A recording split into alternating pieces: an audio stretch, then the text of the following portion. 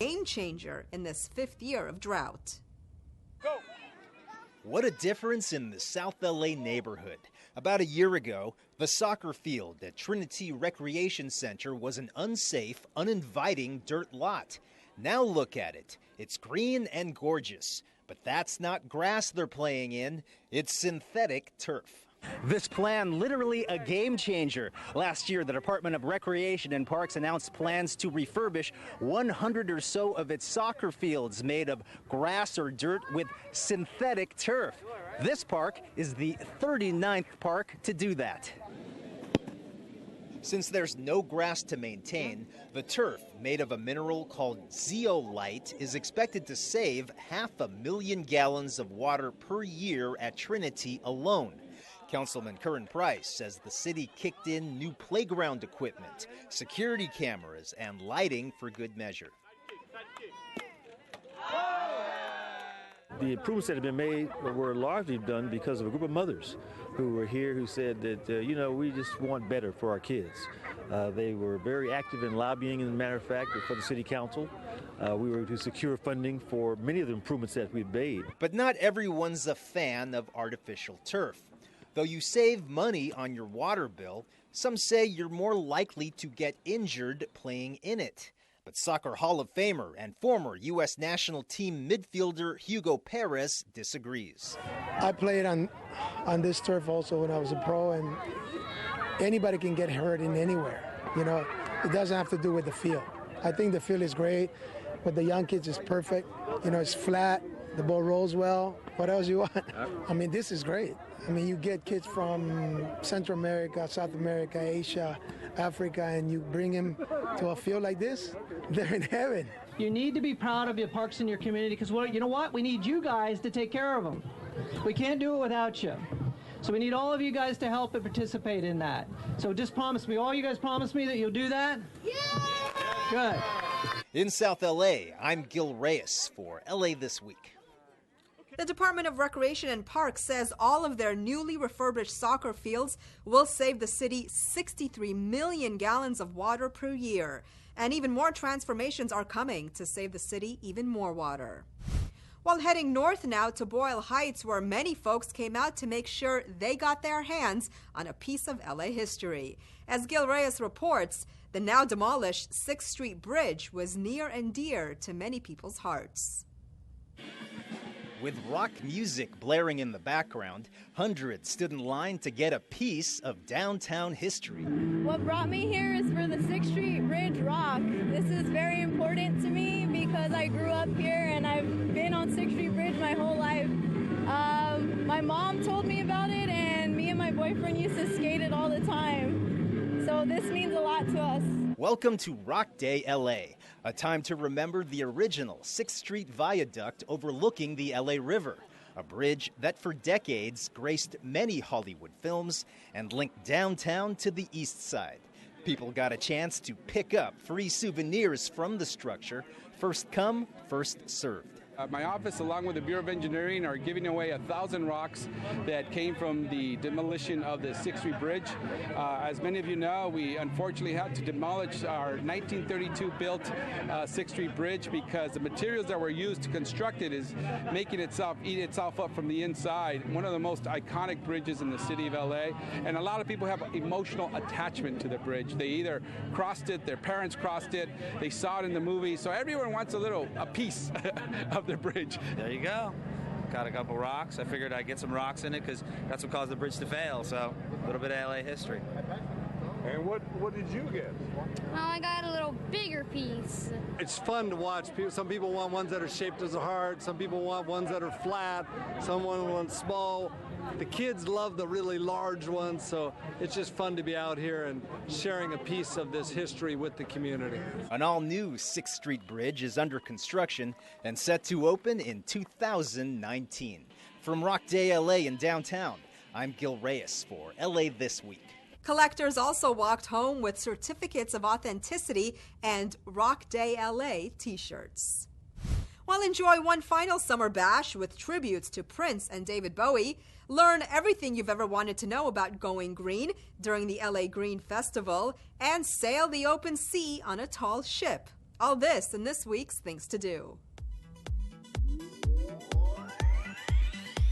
The Los Angeles Zoo's 1980s-themed Roaring Nights summer music series, featuring tributes to Prince and David Bowie, offers a totally tubular way to end the summer.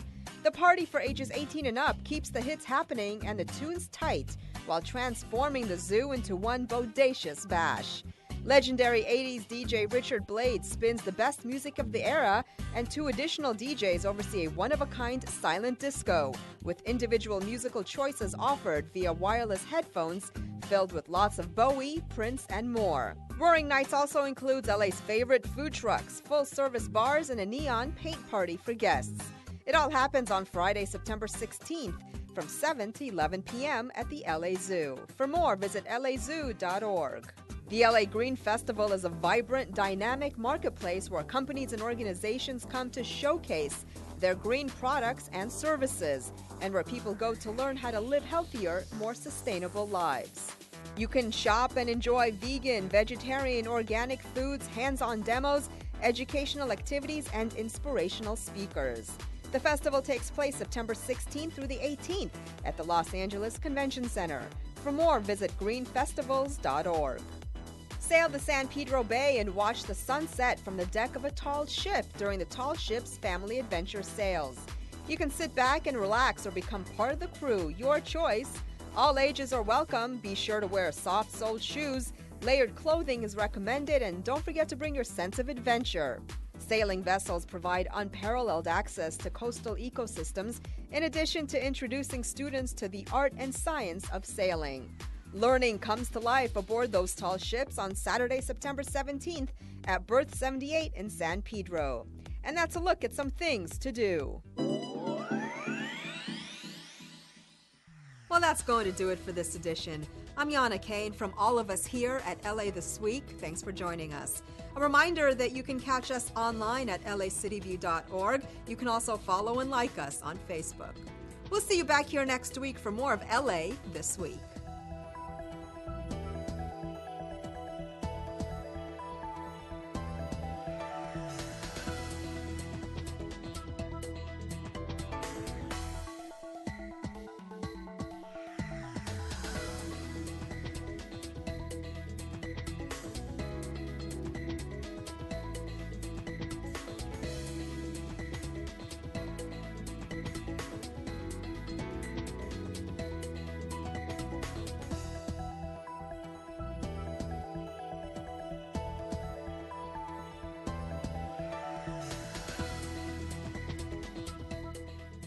You know, honey, I've been thinking.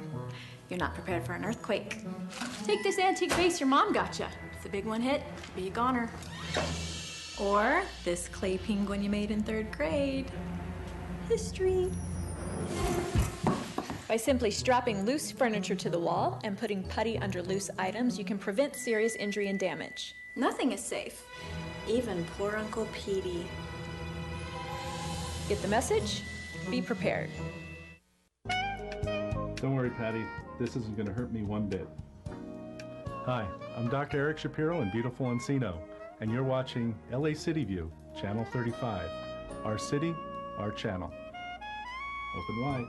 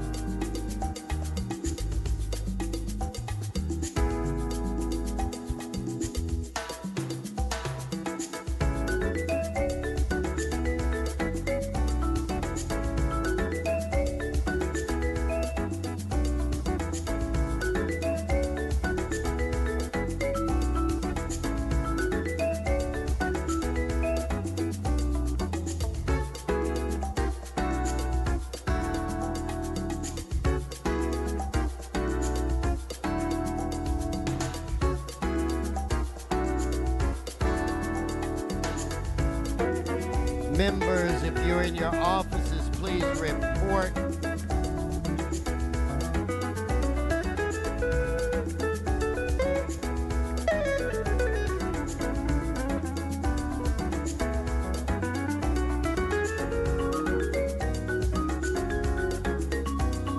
Please report to the council chambers.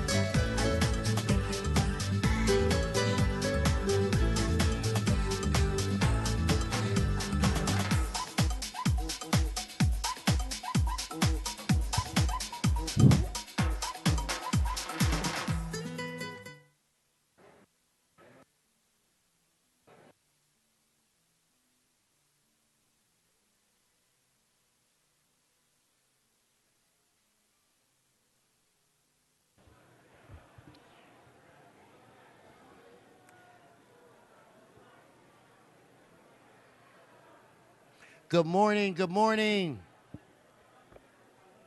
Shh. Good morning. I want to welcome you all to your City Hall. This council meets every Tuesday, Wednesday, and Friday at 10 a.m. The public is welcome. Madam Clerk, we do have a quorum. Would you please call the roll? Blumenfield, Bonin, Buscaino, Cedillo, Englander, Harris, Dawson, Weezer, Koretz, Krikorian, Martinez, O'Farrell, Price, Rue, Wesson, 10 members present and a quorum, Mr. President. Thank you. First order of business. Approval of the minutes. Mr. Rue moves. Mr. Bonin seconds. Next. Commendatory resolutions for approval. Mr. O'Farrell moves and Mr. Paul Koretz seconds. That brings us where?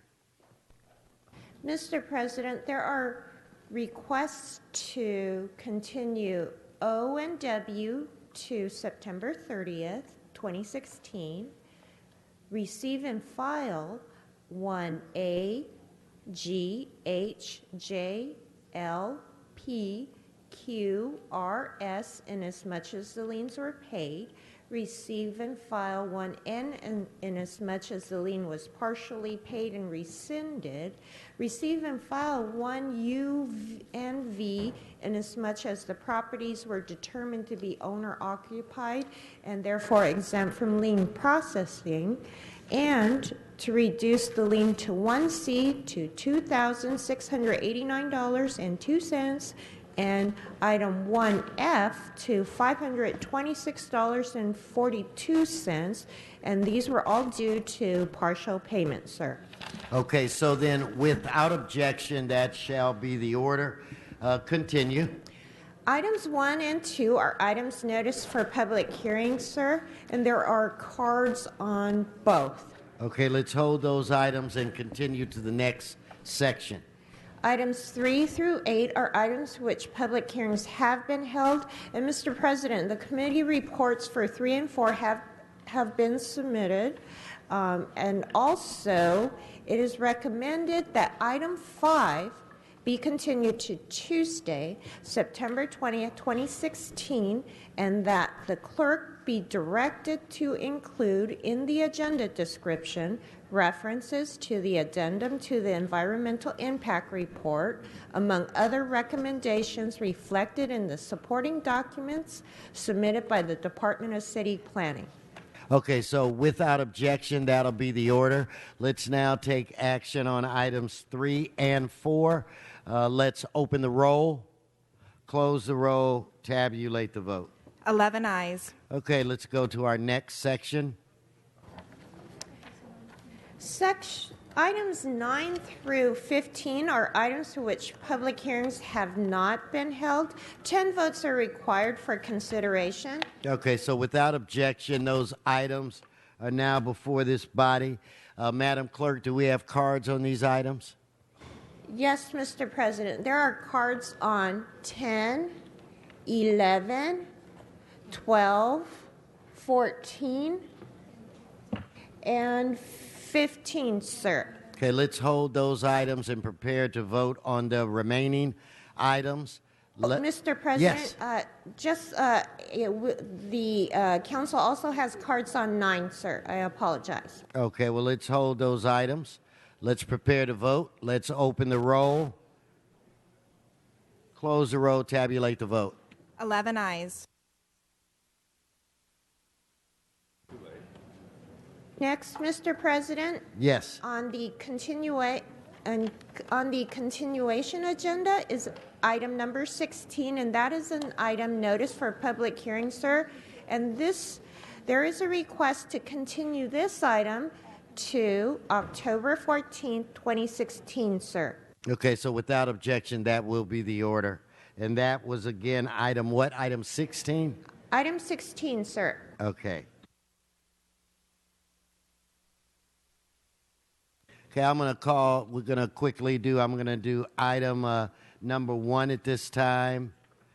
So do I have a Maria Ramirez? Maria?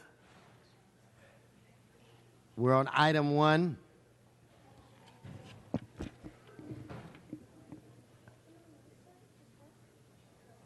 Item 1. Maria Ramirez. Okay, my last call for Maria Ramirez on item 1C. Maria Ramirez. Okay, let us members prepare to vote. Let's open the roll. Yeah, wait. Mr. President, just for the record, 1C for which you had a card is continued to 2 weeks to September 30th, sir. Okay, so we are continuing that item.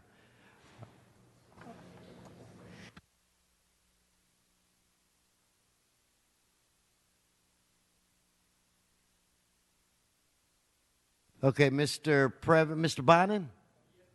I'd like to ask that we reconsider item number 6 and hold it on the desk until Mr. Krikorian gets here. Okay, let's vote on item number 6. Let's open the roll, close the roll, tabulate the vote.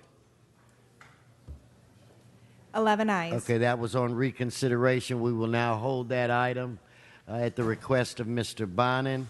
So I'm going to ask Mr. Previn to come forward. Mr. Previn, you have items 2, 10, 12, and 14, and your public comment. So, Mr. Previn, please come forward. Advocate for cleaner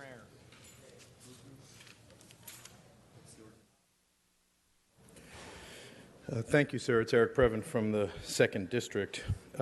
The item that you just approved, waiting for Krikorian, item 6, I just wanted to be sure we should be on Fuentes' watch because this is a... No, Mister, let's go to item You have cards in, Mr. Previn, on 2. I read the numbers 2, 10, 12, and 14. So let's deal with those items. Okay, fine. So the researching the appropriate partnerships with appropriate entities for DWP and stuff, we just wanted, like I said, a Fuentes' watch on item 6. No, Mr. Previn. Sure. Mr. Previn. Stay on the items, okay? Correct, sir. Item number 8 is the Housing Committee report. You don't have a card on 8, Mr. Previn. You have 2 last time, 2, 10, 12, and 14. These are the cards that I have from you in your writing. Okay, there's also several other agendas. I'm trying, sir. Okay, item number 14 is your district, sir, CD10. So this is exciting. Here what we have is you've decided that rather than two 12-foot towers, two 24-foot towers, the best way to go is one substantially larger 16-foot tower in your district. So this is interesting. Now, I think the action that you've decided to take here is to get the Economic Workforce Development Department, the partners of Celebrity Realty Holdings, LLC, to get together. I don't think they're on this project, although I wouldn't be surprised. But this is actually Jefferson Towers, LLC. It's La Cienega Jefferson Towers, LLC. And so they're going to report back, and you want to make sure they can hit the job creation goal of 2024. And obviously, job creation is your middle name, sir, so we are very, very appreciative of that.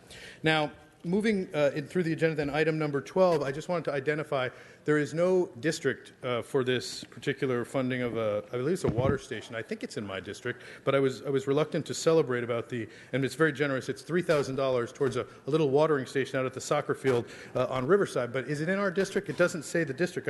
Or is it in your district, CD6?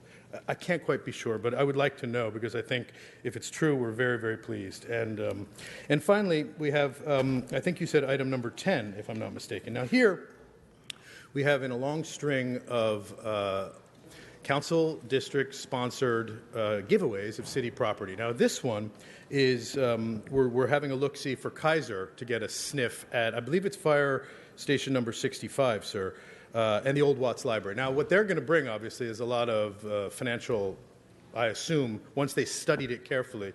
And then we're going to provide some way, because even though they're a giant, pernicious healthcare provider and make a lot of money, we're going to find a way to, because they're going to be setting up some free care, I assume, to give this property to them for virtually nothing. Or maybe we're going to hold the line. or maybe we're going to sell it below market. We're going to wait and see, sir, because that's what we are hoping for. Now, we have one more minute on items on the agenda. I noticed there were 2 bonk commissioners. Now, are you going to let me say one word about it? I know you had a big rules committee. No, but they were already, Mr. Previn, the public comment was already satisfied on those items. But this morning at 8 a.m., I was hoping to give they were already satisfied, Mr. Previn. Well, then let the record reflect, as a neighborhood council, I'm not allowed to speak on the bonk commissioners here in the open city council. Okay, thank you, Mr. Previn. Let's go to his general public comment. Give him 1 minute for general public comment. I'll try to make it brief, and I appreciate your putting me in front of this entire meeting. It's very, very nice of you to do so. Mr. Bonin today is going to be taking notice because in his district out in Malibu this weekend is the Malibu Nautica Triathlon. Regrettably, for Mr. Cedillo, Mr. Koretz, the mayor, and many others who I've reached out to, and Sheila Kuehl, this is a group that we love marathons and we love Children's Hospital where the money's going, but we don't love Herbalife. And unfortunately, Herbalife is one of the sponsors, and we brought this to the attention before the County of Los Angeles agreed to put, Buscaino, you're not going to believe this, $96,000 right into the kitty there. And we do this for various charities from time to time, but not ones that are also engaged in the pernicious pyramid scheme-like behavior of Herbalife.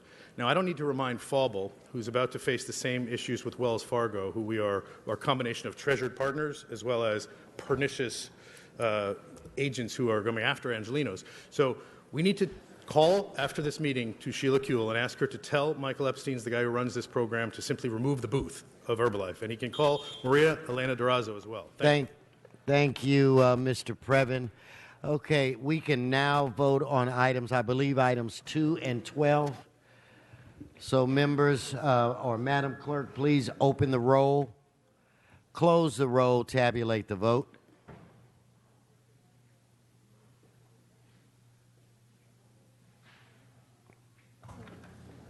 Is it okay if I tabulate the vote? 13 ayes. Thank you. Okay, Mr. Cedillo, it's my understanding that you are prepared to move forward with your presentation. And if that is the case, sir, the floor is yours.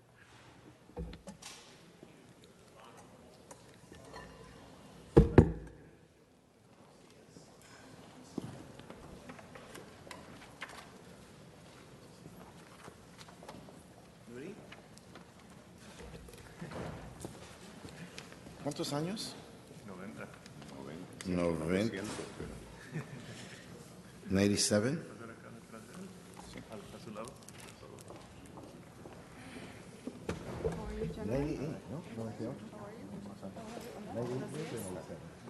No, 90, 90. But it says right here. Oh. Mr. Cedillo. Yes, we're here to celebrate a birthday. The birthday of the most important Spanish language newspaper in the United States, in the history of the United States, La Opinión. We know La Opinión here in Los Angeles because it's been a daily for decades that's informed the largely immigrant and Spanish-speaking population. It's played a critical role. Let me say this about the Spanish language media. Distinct from the English language media, it is a medium that sees its role as service to the community, sees its role as advocacy for the community, sees its role as bringing information to the community so that they can make their choices and judgments that they must make. It is not a gotcha medium. It is not a scandal medium. It's not a medium that dwells on the minutia or the picayune. It's a medium of substance, and it is distinct, as I said, from the English language medium, and it is one in which the ever-growing Spanish language community relies on. It is part of our daily life. It's in our DNA. It's part of our blood. It began in 1926 on this day, September 16th, and it was founded by Ignacio Y. Lozano Sr., who emigrated from Mexico to San Antonio. He immigrated in 1908. I've actually had an honor and privilege of seeing their early editions at the museum in San Antonio. And its early existence, La Opinión consisted primarily of news from Mexico to accommodate the reading preference of its audience. La Opinión was one of the few newspapers to provide, for example, comprehensive coverage of the deportations that took place over 2 periods of time, and also the Zoot Suit riots of the 1930s. La Opinión has vastly diversified its coverage from purely Mexican to now a Latino-centric coverage, including Central Americans, South Americans, Cubans, Puerto Ricans throughout Los Angeles and throughout the nation. Since 1986, La Opinión's editorial staff has doubled in size, and the paper has grown to include bureaus in Sacramento, California, Washington, D.C., and Mexico City. In 1999 and 2000, La Opinión was recognized by the National Association of Hispanic Journalists as the outstanding Spanish-language daily newspaper of the year. We in Los Angeles believe that is its title every year. In 2006, La Opinión received the highest ranking recognition in Spanish-language journalism, the José Ortega y Gasset Award from the Spain's distinguished El País newspaper.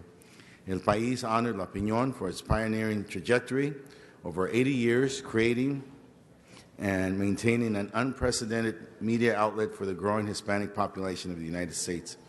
In November of 2007, La Opinión was ranked number 1 in net daily paid circulation, growth amongst 200 largest newspapers in America for the period ending in September of 2007. Colleagues, today in the city of Los Angeles, we honor La Opinión on its 90th anniversary, exactly 90 years from this date. They have been and continue to be a reliable source of Spanish news in the city of Los Angeles. Obviously, Nuri is here with me, and we have with us today Damian Mazota and Gabriel Lerner, the general manager and the editor-director. But let me again say, as I said to begin, La Opinión is the absolute, without question, most important source of news in print for the Spanish-speaking community in Los Angeles and throughout this nation. They are having their 90th birthday, and they deserve a very big feliz cumpleaños. Thank you. All right, happy birthday. Ms. Nuri Martinez. Thank you, Mr. President. Good morning, and thank you, Mr. Cedillo, for leading us in this presentation today. 90 years ago today, on September 16, 1926, Ignacio Lozano Jr. founded and published La Opinión for the first time. The founding, they say, was intentionally aligned with Mexican Independence Day. It was a remarkable accomplishment in the time and for the Lozanos, who took a challenge of publishing a Spanish-language newspaper that lasted almost 19 years. I think that Calvin Coolidge was the president of the United States, and George Carter was the mayor of the city of Los Angeles, and the building that we're in today wasn't even under construction yet, 90 years ago. So yet the Lozanos took a remarkable task that was very forward-thinking for their day and started publishing La Opinión here in Los Angeles to reach the growing Spanish-speaking communities. The paper has changed over the years. At first, it was mostly presenting news from Mexico for the people who actually immigrated from Mexico to Los Angeles, and it slowly started to publish and cover local stories of Mexican immigrants who had established themselves here in Los Angeles. And then they expanded more to provide news that was appealing to a wider array of Spanish-speaking community from throughout the world that is now called that they now call their Southern California home. At a time when our traditional news media is shrinking and changing, it is important to honor those who set forward and brought the news to us 90 years ago, and they've been able to survive in this very competitive world that we call news media here in Los Angeles. And we're here to honor La Opinión for 90 years of celebrating and bringing news coverage to the Spanish-speaking community. But if I can recall correctly, as a little girl, the reason I fell in love with politics and the reason I was so intrigued about learning about politics in other countries and what was happening in our community was a lot to do with me reading La Opinión as a little girl. I was an English learner as a young child, and learning to read came easy to me in Spanish because my parents would read to me the newspaper. And so I was 5, 6 years old when we used to walk to the corner market, pick up our daily newspaper, La Opinión, and I would sit there with my mom and my dad and read the paper cover to cover. So I attribute my fascination with the news, watching the news in Spanish and reading Spanish language newspaper, Tu La Opinión, and to my parents who instilled in me the love of reading. So with that, I want to congratulate Damian Mazota, the general manager of La Opinión, and Gabriel Lerner, the editorial director, for your success in representing the Latino community here in Los Angeles. And here, congratulations to your 90 years, and here's to 90 more. Thank you very much. Thank you. Mr. Cedillo and Ms. Martinez, before you begin, sir, I'd like to recognize Mr. Huizar. Thank you, and thank you, Mr. Cedillo and Ms. Martinez. Wonderful to have La Opinión here for your 90 years of service, not only to this city, but to the region. And Los Angeles was a very different place when the newspaper was first founded, and certainly at that time, we read that the Latino community here really felt that it was living under the shadows and that it didn't have a voice, wasn't part of the civic life. And here you have La Opinión speaking for those people, communicating with them about what's going on in the neighborhood. So the city has a lot to be thankful for to you, because after all, it is you who have been bringing people to civic life, allowing them to participate, communicate, understand what's going on. And if you see what's going on right now in the city of Los Angeles, we pride ourselves on being one of the most diverse, but we will only succeed if people participate and feel like they're part of the civic life here. And La Opinión has been doing that for 90 years. So thank you so much. Much success, both to your writers and to the editorial board, who oftentimes says, hey, what about this? A lot of the other press in LA often miss the voices of what has now become a majority of people living in Los Angeles. Felicidades. Thank you.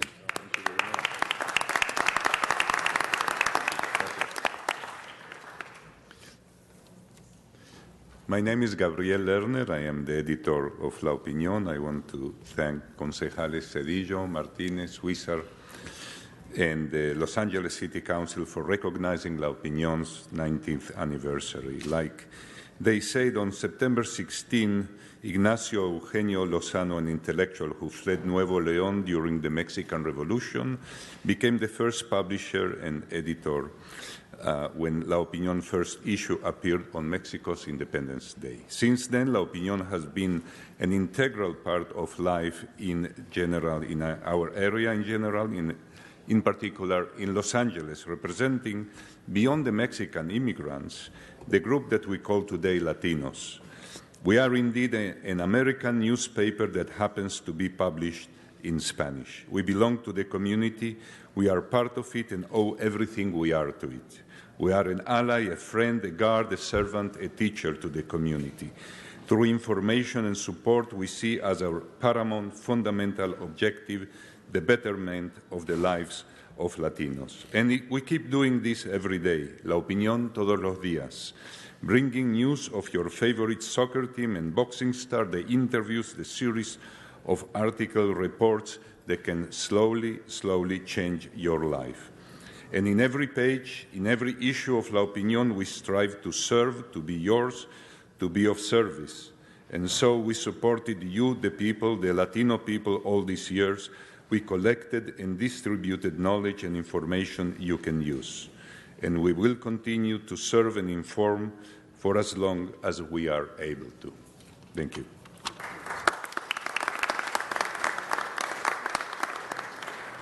Thank you so much. My name is Damian Mazota. I'm the general manager for La Opinión. We really appreciate this recognition. I would like to recognize our journalists, our brave journalists that are making a coverage about our underserved community and speaking out underserved community and us being the voice of this underserved community.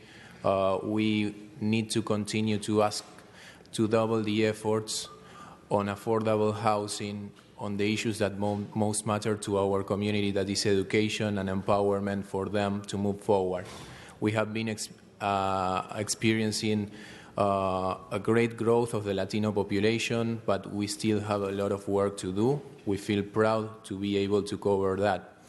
Also, I would like to mention and to generate awareness to you, the State of the News Media in the U.S. that was released this year showed a decline in the last 10 years from 50,000 journalists to 30,000 journalists. If we talk about Latino journalists, we used to have 2,500 Latino journalists 10 years ago. We have 1,300 Latino journalists this year. So I would like to raise awareness about this. We are talking about quality information. We are talking about empowering a community. Social media, it's a great tool, but it can be a tool as a weapon as well if it's not used for the right purposes and to educate. So I encourage you also to take this issue as an issue of quality information is public service, and it's our duty to continue growing that, not seeing it shrinking and just let it go. Thank you so much. Thank you. Thank you very much.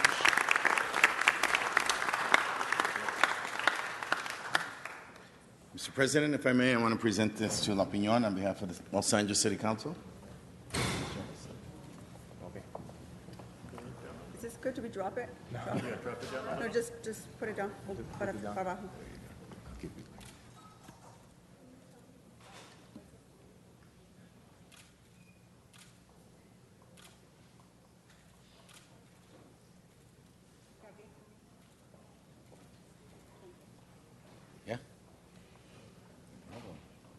Again, happy birthday, La Opinion.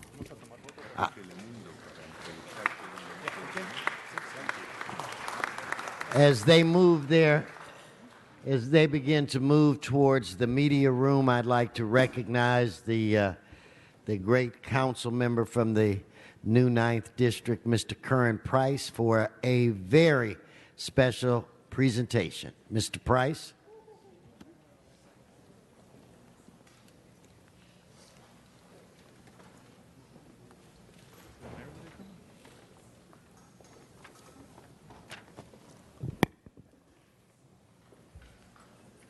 Mr. President, members, the Jefferson High Democrats are in the House.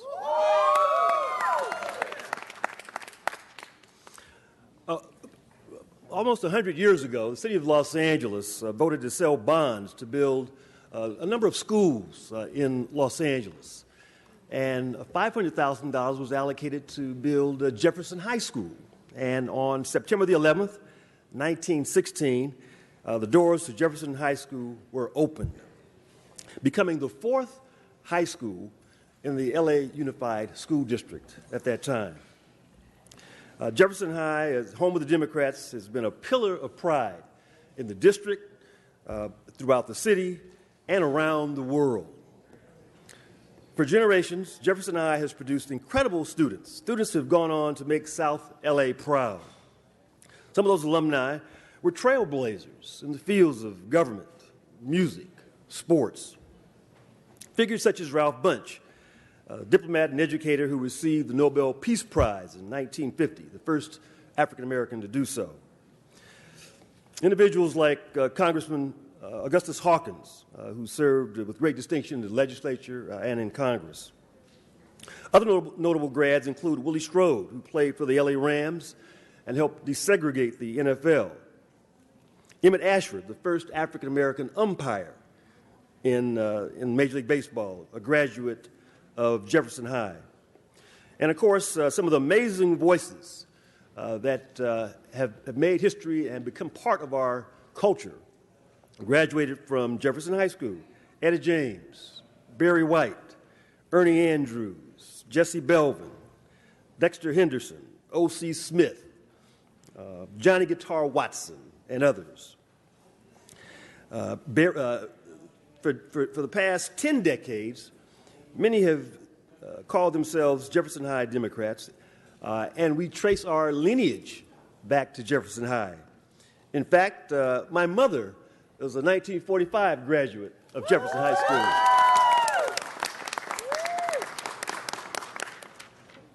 So it's an honor for me to be with you today as we celebrate the 100th anniversary of Jefferson High. And again, it's an institution that from its very beginning demonstrated an ability to inspire, to encourage, certainly to educate. And the school has continued in that tradition with the students and graduates demonstrating an activism, a commitment to education and the community, and certainly the creative spirits.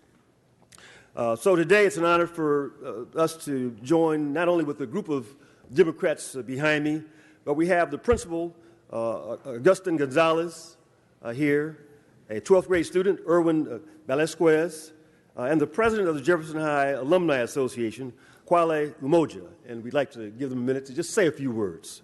Mr. Principal, why don't you come up first? Thank you. It's an honor and a privilege to be here with all of you. As a product of Los Angeles, I never realized I would be here speaking in front of all of you, so I just want to say thank you. It is a little bit overwhelming. It's a privilege and an honor to be here as principal of Thomas Jefferson High School.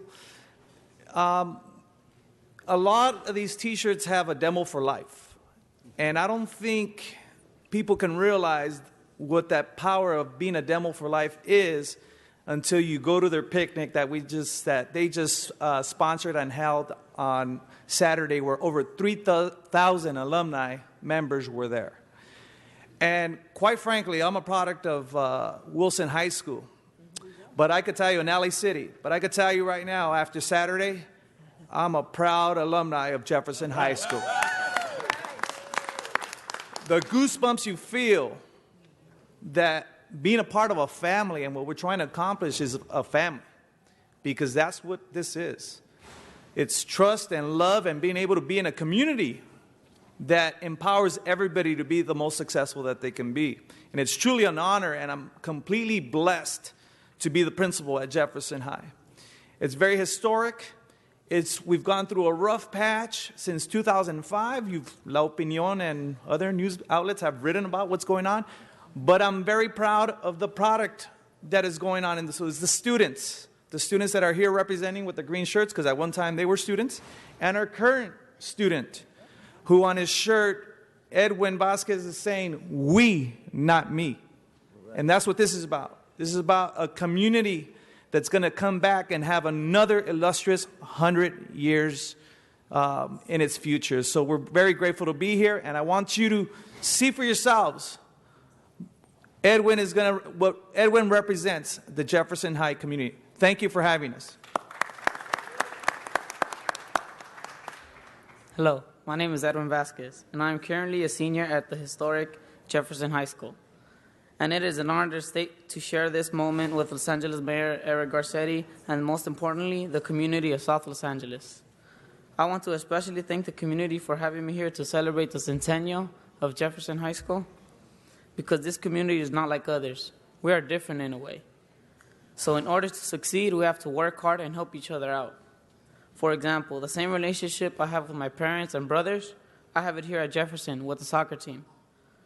They are there for me and keep me accountable into doing what's right from wrong, and not just to better myself, but to better us as a team.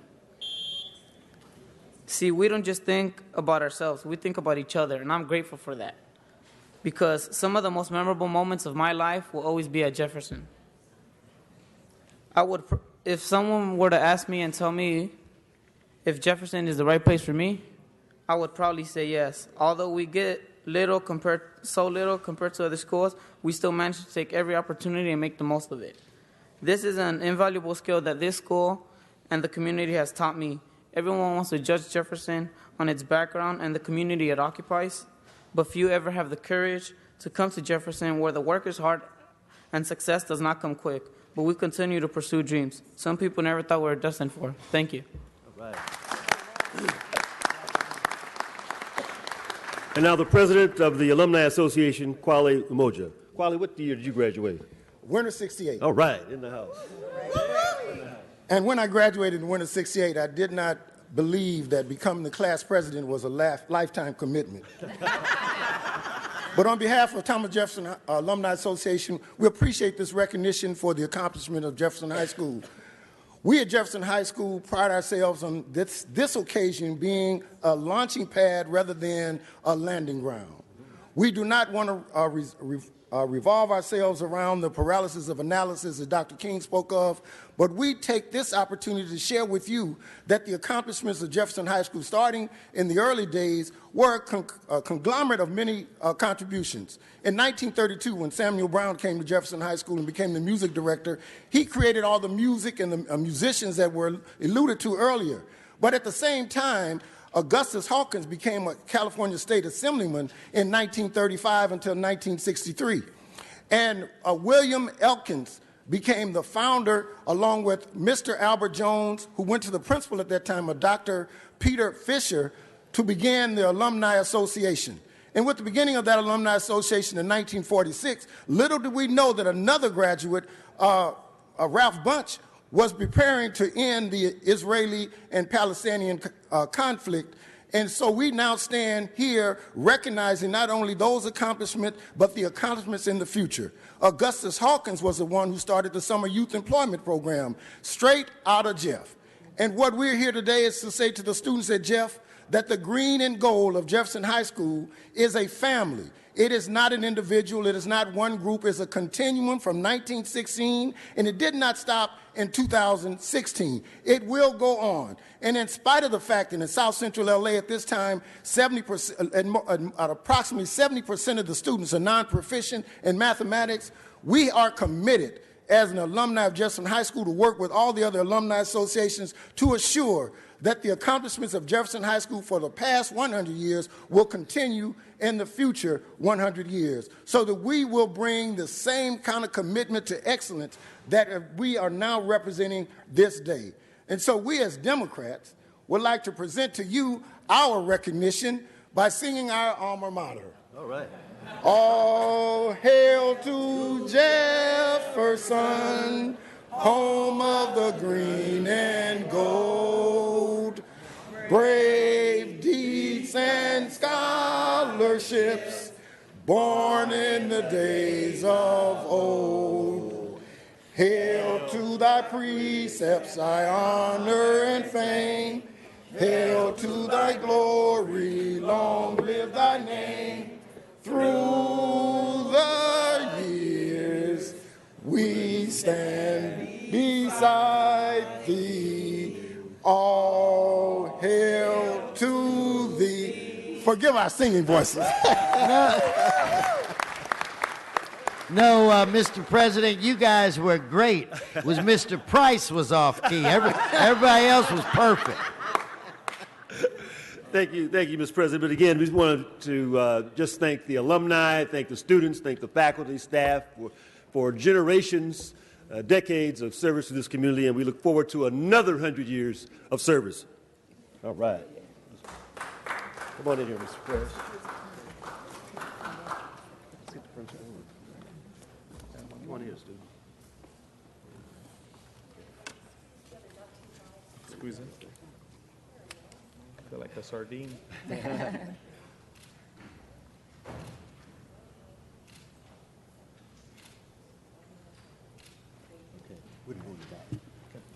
Let's give them one more round of applause.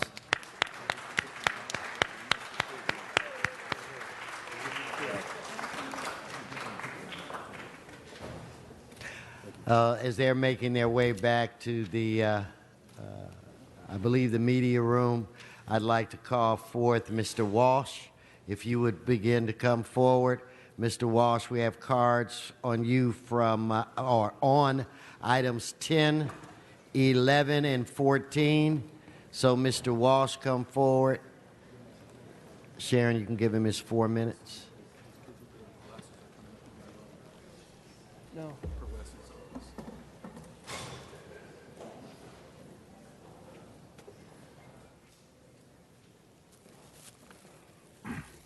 John Walsh, blogging at HollywoodHighlands.org or J. Walsh Confidential. Your rules are in violation of the rules. Mr. Walsh, stay on the topic. Okay, item number 10. And the rules are not the topic. Kaiser Foundation. This concerns Fire Station 65 and the old Watts Library. You out there, you've been in the old Watts Library for 15, 20, 30, 40 years. They're keeping quiet, including the black members up here. What is the Kaiser Foundation doing in there? They're testing for poisons. You and your children, Hispanics and blacks, have been diseased by these poisons. Now, scumbags at David Zanheisen and the rest of them, just read it. Council session with sufficient time to conduct diligent testing and inspection, not limited to hazardous materials at the Watts Library. And I want to tell you, if it was in the Jew neighborhood where my blood is from, it would be a major story. But it's not in the Jew neighborhood, is it? It's in your black and Hispanic neighborhood, and nobody up here gives a syphilitic rat's ass. Read it. They're in there right now, the Kaiser, testing for the poisons that poisoned your children. And these scumbags up here don't give a syphilitic rat's ass about your children. They don't give a damn. Read it. Read it and ask Herb. Ask Herb. Ask all of them. Ask the phony blacks. Every black is gone in the back, and they're covering their head and their big white asses up there. Look at it. And look. If it was in the Armenian neighborhood, they'd be going crazy. If it was in the gay neighborhood, O'Farrell would be going crazy. If it was an Italian neighborhood, Buscine, it would be going crazy. If it was a Jew neighborhood, Jewish neighborhood, Blumenfeld would. But not one goddamn black politician in this goddamn city will ask the simple question. Why are they in there, according to the city council agenda, testing for poisons and spending huge amounts of money? Why are they doing that? Okay, let's because go to another nobody item. gives a shit if your skin is black or brown. Nobody gives a damn shit up here about you. Another item, Mr. Walsh. Okay. 11 or 14? 14. They've taken a La Cienega and Jefferson tower, and they're from two 12-story towers to one 16-story tower. You want to know why they're doing it? It's right on the edge of the black-brown neighborhoods at La Cienega. One side's Jewish, the other side is the opposite of me. And the reason they're doing that is they don't have the money. They don't have the money to build two towers. They'll say, oh, we don't, wait, no. They don't have the money to build those two towers. And so now they're going to claim. And a water station,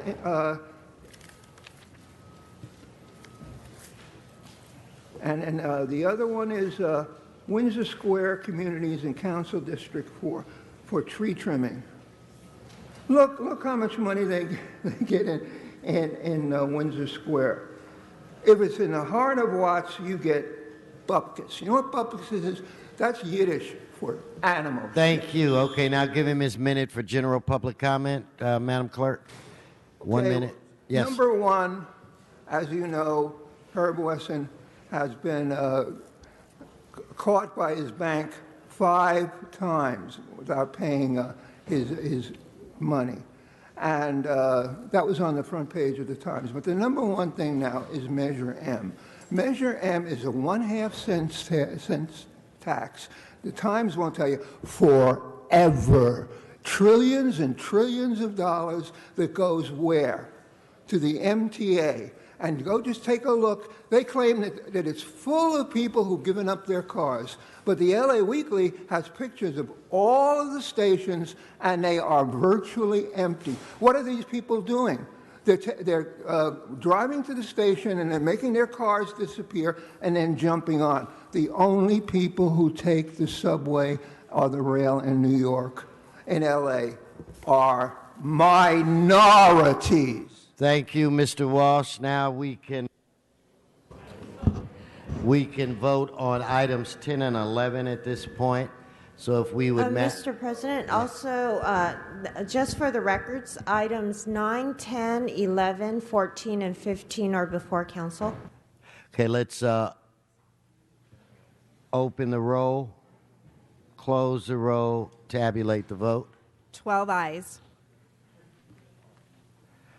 Okay, Mr. Dog, please come forward.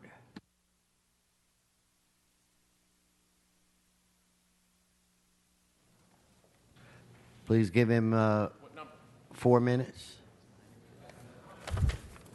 Hi, Mitch. Oh, so 4 minutes on the items that I have. And then you get 1 minute. Hold his time. You get 4 minutes, then you get 1 minute general public comment. Okay, go ahead. Items 9 and 15, I'm sorry.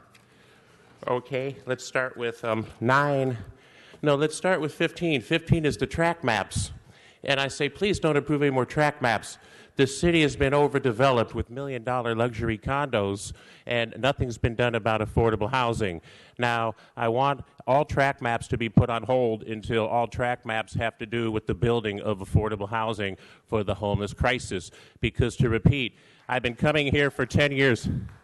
Thank you.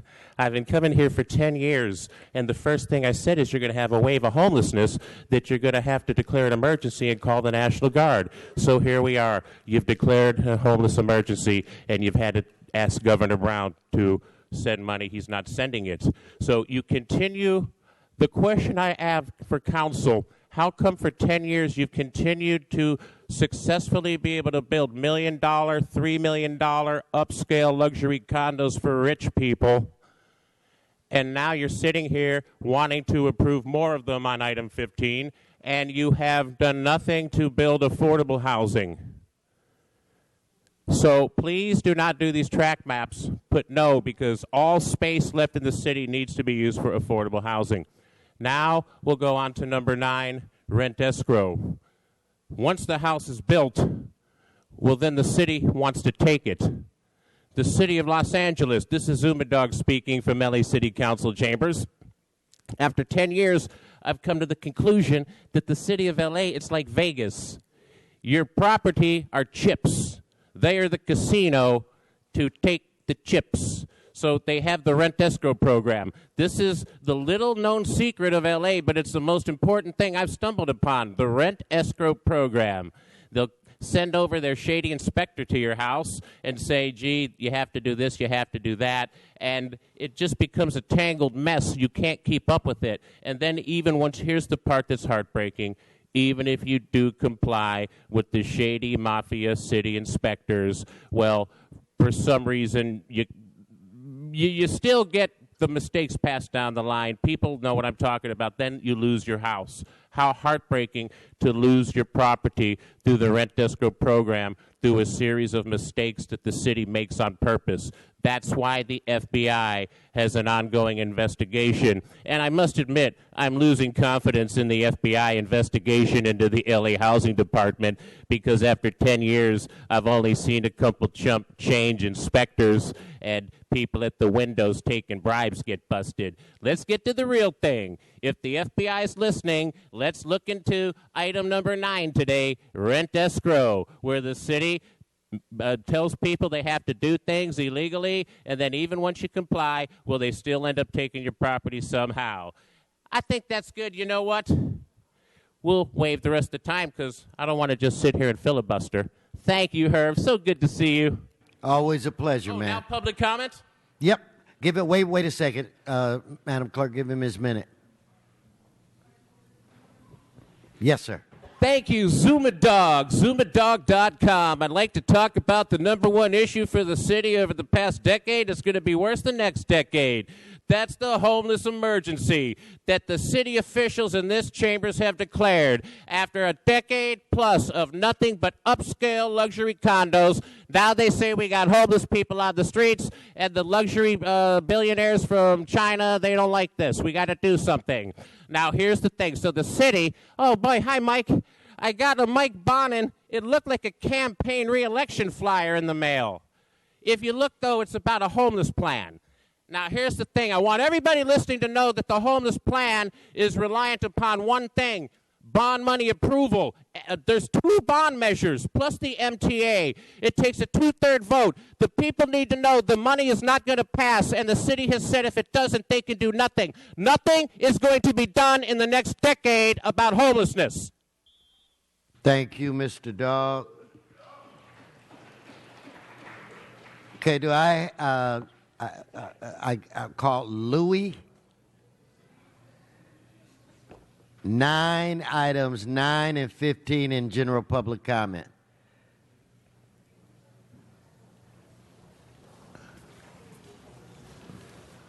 What item is this? Items 9 and 15. Okay, I want to talk about REAP and SCAP. I'm a REAP expert, which is the Rent Escrow Account Program, which is where the city violates constitutional rights and takes people's properties and confiscates their rent, gives the rent to nonprofits that are associated with the city.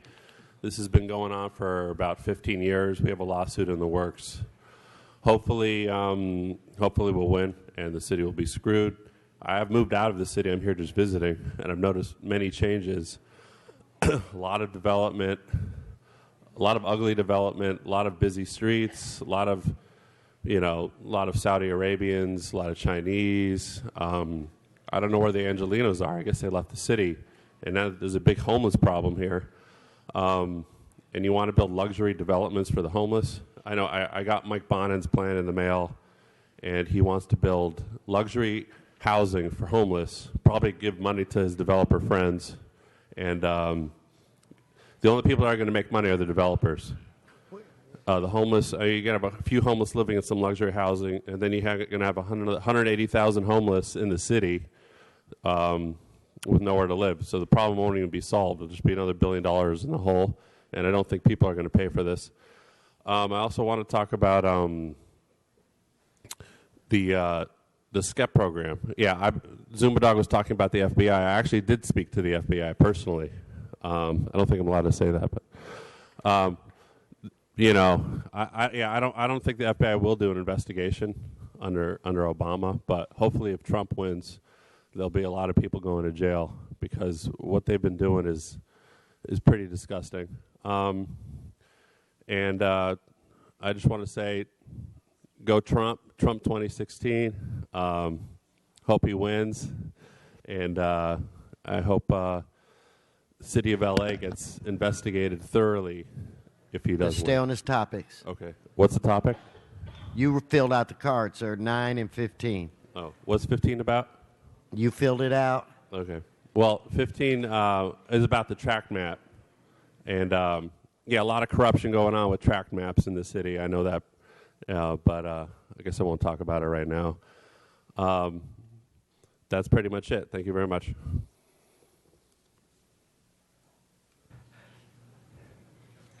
You want to take your general public comment, Louis?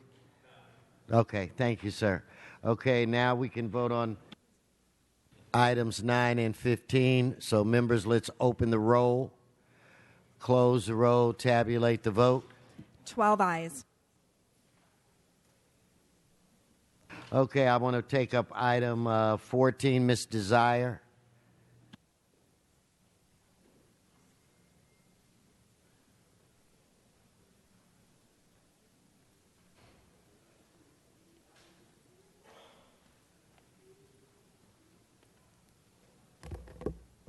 Hi, my name is Mello Desire, filmmaker for Inner City Youth. Our company, the Kingdom Warriors Foundation, is currently looking at office space on Gage and Broadway. So item number 14, as far as consolidating a 12-story into one 16-story, is quite disappointing. One of the requests that we asked from CD9 is to have a podium, is to have presence. September 9th, 2016, we had a press conference in order to launch departments to help reduce violence in South LA. That includes housing, education, employment, and nutrition, arts, dance, literacy, theater, green technology, none of which was even respected. The request for the podium never arrived. Matter of fact, we got an email an hour later stating that we can pick up the podium, which it should have been delivered. So little things like that tells us that we are not respected in our district. So we ask that you guys concentrate on the requests that we give you, which is support for the headquarters we need to launch to effectively reduce homelessness, incarceration, and violence. We use a method of film and television and arts to do just that because it's easy. I don't understand why it's taken 3 years to even get a response, which we haven't yet. So we have Skid Row, Weezer, who didn't answer 16 of our last requests, but he can meet with Airbnb and Authentic couple of weeks ago on a project that wasn't. This is her even- public comment. Go on. Hold her time. She's into her general public comment. So go ahead, let her finish. You can finish your sentence. I got 5 seconds. Yep. 4, 3, 2, 1. Public comment now? Yes, 1 minute. So the 1% campaign is a marketing tool to help reduce violence, incarceration, and homelessness, none of which is being attacked now. Skid Row has 2,130 tents for women and children, currently spice, meth, and heroin. You guys are not helping the missions fight the war on drugs. You're cutting out programs. We don't have service providers. We don't have counselors or relative people to really help people with housing. We have the Salvation Army building that can house at least 150 tenors that's camped in front of the Salvation Army building. Instead, you want to give it to outside developers to make micro-lofts. Okay, great. Firehouse 23 is sitting there, and you promised us for a nonprofit organization to have that historic place into a resource center for the homeless children of Union Rescue Mission. They have nothing, the women have nothing, and I'd like to know if you're going to focus on us before you make more empty promises. Thank you. Thank you. Okay, now with that comment, we can vote on item 14. Let's open the roll, close the roll, tabulate the vote. 12 ayes. Okay, Mr. Krikorian and I believe Mr. Bonin, I want to move now, if it's okay with you, to item 6. We have several public comment cards, I don't know, maybe 30. So I'd like to go a minute each until I get to all of these folk, if that's okay with you, so that everybody gets a chance to speak. You want to go to cards? Well, I think you want to start it off? Sure. Okay. Sure. Thank you very much, Mr. President.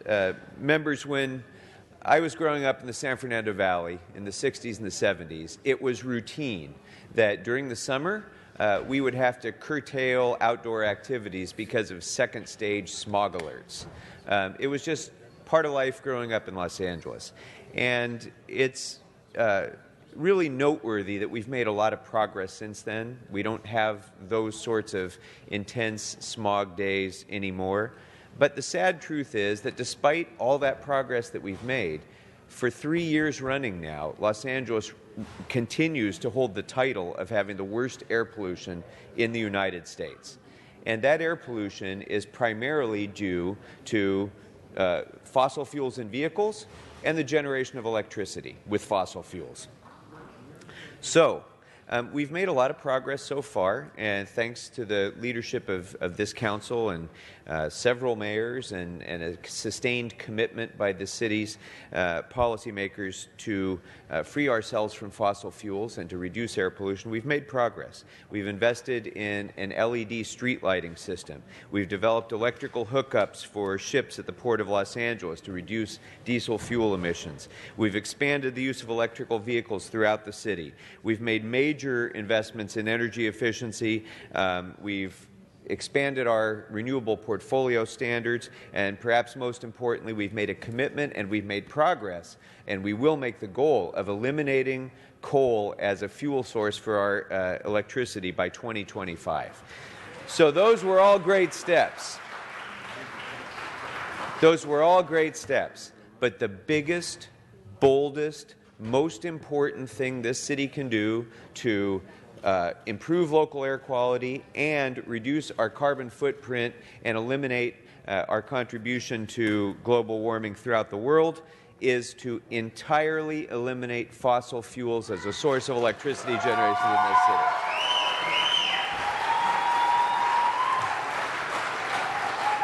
And today, I'm so proud with Mr. Bonin to be able to present this motion that doesn't just set that as a goal. It doesn't just pick a number and a date and say by such and such date we're going to be 100% fossil free. That's good. It's important to set goals like that. But much more important than setting goals is getting to work.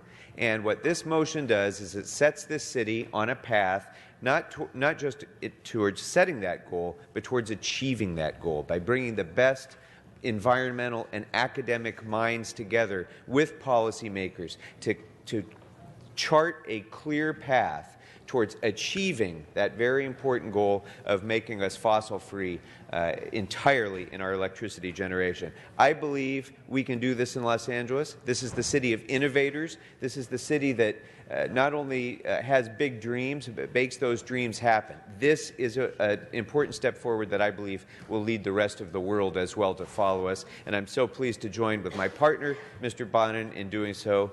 And if I can, Madam President, I'd like to turn the floor over to Councilmember Bonin. Mr. Bonin. Thank you, Madam President, and thank you to Mr. Krikorian for joining me on this legislation, and thank you to the 100 or so folks who are here in the audience to support this effort to make sure that we chart a path towards 100% clean energy in Los Angeles, and that we demonstrate that Los Angeles is a leadership city in showing that there's a smart and a pragmatic way to get to 100%. There are 18 cities that have set a goal of getting to 100%. Mr. Krikorian and I, working with you, are determined to make sure that we have an actual roadmap to get there, and that we identify all of the roadblocks along the way so that we, all of us here, this council, this mayor, can work with you to remove those roadblocks so that we can go from the beginning of that roadmap to the end of that as quickly as possible. DWP has made, as Mr. Krikorian noted, some tremendous progress over the past couple of years in moving us towards our goal, and I thank David Wright and his team for their leadership and the work they're going to continue to do. But it isn't yet enough. It isn't yet enough. Global warming is happening at such a rapid rate, and I represent coastal areas. My district, parts of my district, are going to be underwater at the end of this century if we don't move faster than the glaciers are melting, and we're not moving that fast yet. We can't rely on fossil fuels for our electricity, and while we're moving away from coal, we need to stop our reliance on natural gas. Natural gas, thank you.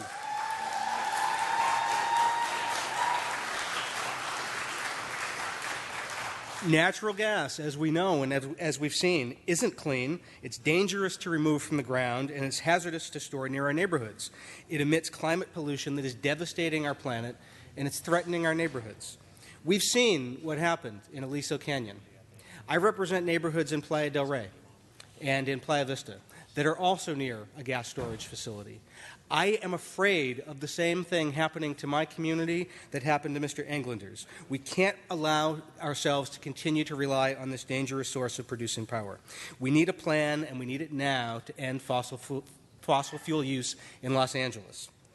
Now, the transition to clean energy isn't just about protecting the climate. It's about the health of the people who live in our neighborhoods, the neighborhoods we represent, and it's about having safe water to drink in our immediate future.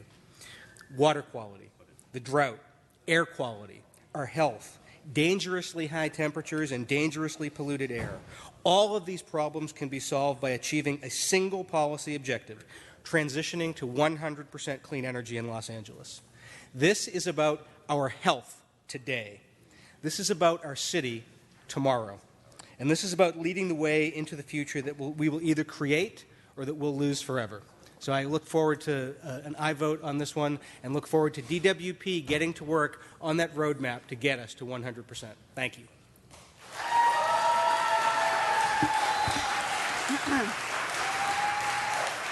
Thank you, Mr. Bonin. Mr. Koretz? Can you hear me, Mr. Koretz? Sorry, the applause was a little loud. Thank you, Madam President.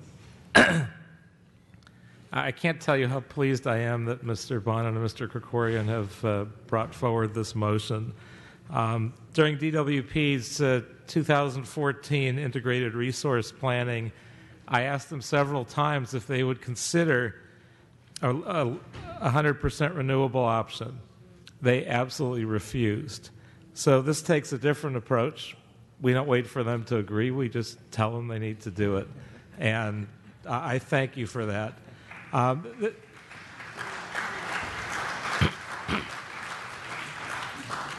This isn't just some far-off nightmare like we thought it was a few years ago. Climate change is here right now. There is an extreme weather event, disaster, somewhere in the world every single day. I think a photo of a waterlogged koala bear went viral yesterday. when 5 inches of rain descended upon southern Australia, flooding the entire state of Victoria. And that's just one day. Something happens every day, and that's with 1.5 degrees of Celsius global warming. We're on track right now for 6 degrees. It's hard to even imagine what would happen if we hit those 6 degrees. And we will do it if we don't do the kind of dramatic things that are envisioned with this motion. So I greatly appreciate it. I greatly appreciate Mr. Krikorian and Mr. Bonin and their vision.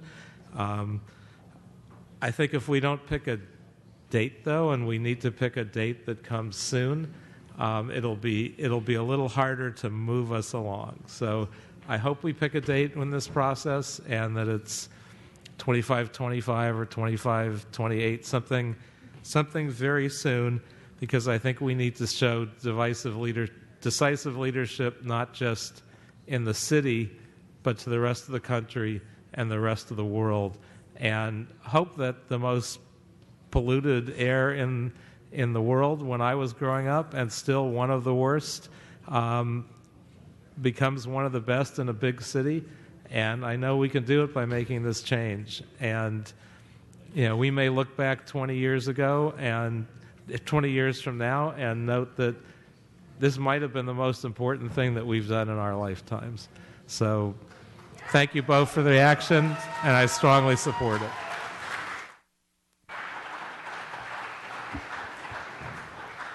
Mr. Englander?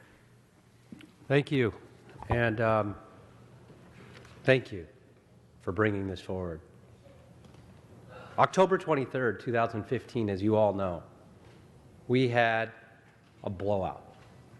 We had a blowout at Aliso Canyon that spewed not just methane, which, by the way, is one of the most toxic greenhouse gases that's ever been created, but things like toluene and benzene, and basically put the equivalent of a carton of cigarettes every second into every child's mouth and every family's mouth in a 5-mile radius. And this went on not for a moment of time and not for an hour or a day, but this lasted for 4 months. There were almost 30,000 people were taken from their homes and fled in fear. And then when it was all over and capped, and they said it was safe, we've had 4 leaks since then. On top of that, people had to move back in and still became sick because there was chemicals and oils and debris all over their homes, inside their vents, all over the play yards. We had to close a school, relocating our 2 schools, 2,000 children. This was beyond a disruption. If we look at what was leaked out, it was the equivalent of 44,000 kilograms of methane an hour. That's 1,200 tons a day. That's 1.6 million pounds every day, or 4.5 million cars. That's the equivalent of 6 full coal-fired power plants. We have to end our dependency on this. To me, this isn't just about being a council member of the district that was impacted. To me, this isn't just about the environment and the air we breathe. To me, this is personal. It's one of the reasons I ran for city council. As many of you know, my sister died of asthma. And we grew up in the San Fernando Valley with third-stage smog alerts. We had to play inside and weren't allowed outside. To see kids with rashes, to see seniors being not able to breathe in their own homes. I witnessed this firsthand every single day. Ending our dependency on fossil fuels, on natural gas, on coal-fired power plants is only the beginning. We have to become zero waste. We have to close our landfills. All of these things leak into our groundwater, into our air. The most fundamental things that we have to deal with The most important things in a society are food, water, and shelter. 3 things here that we're having a crisis over. It means ending our dependency on that, cleaning up our environment, and we talk about homelessness and providing shelter. They're all interrelated. It's the most important function we have in terms of public safety is protecting the health and well-being of our constituents and our residents. And I am proud and honored to be able to be casting the vote today to launch us towards 100% renewables. Thank you so much.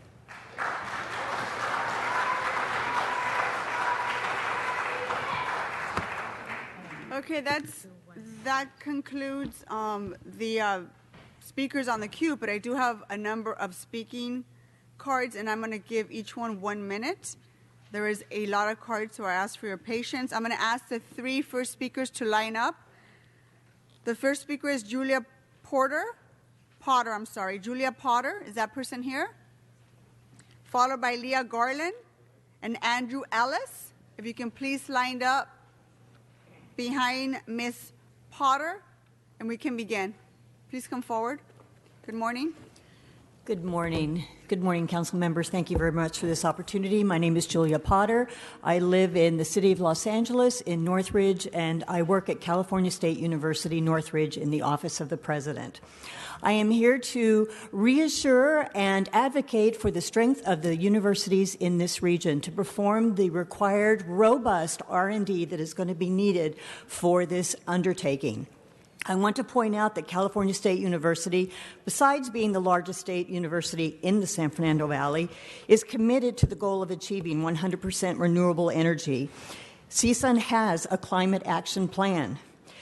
CSUN is a member of the American College and University President's Climate Commitment, and that commitment is that the university will exercise leadership by modeling ways to minimize global warming and to educate our graduates about these issues and what could be the solutions. CSUN is ready to bring its considerable research strength in the areas of renewable energy and storage. Thank you, ma'am. Next speaker is Leah Garland, followed by Andrew Ellis, and then the third speaker is Richard Dawson. If you can please come forward.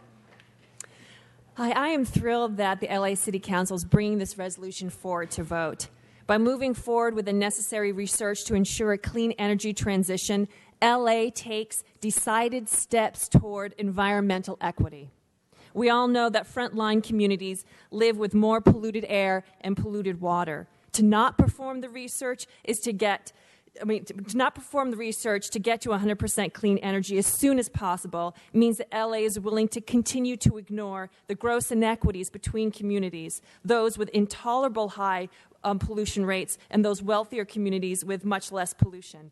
In April, I asked my city council member why builders were allowed to build new buildings in LA without solar panels. San Francisco demands solar panels on new construction. Why not LA? The response was that the LA DWP doesn't have the technology. That can change. Here's our opportunity to make that change. Let's pick a date to meet 100% clean energy. Thank you. The next speaker is Andrew Ellis, followed by Richard Dawson, followed by Kent Mahalt. Great. Welcome, sir. Good morning. Good morning. My name is Andrew Ellis, and I'm here representing Greenpeace Los Angeles. What I'd like to do is talk today a little bit about the price of carbon. If we're going to continue to discharge emissions into the atmosphere and raise the temperature of the planet, this city council is responsible for moving our citizens to a 100% renewable energy program, and I'd like to add our voice in support of your actions today to move the city towards a more sustainable energy program. Thank you. Okay, the next speaker is Richard Dawson, followed by Kent Mahalt and Jessica Goodhart.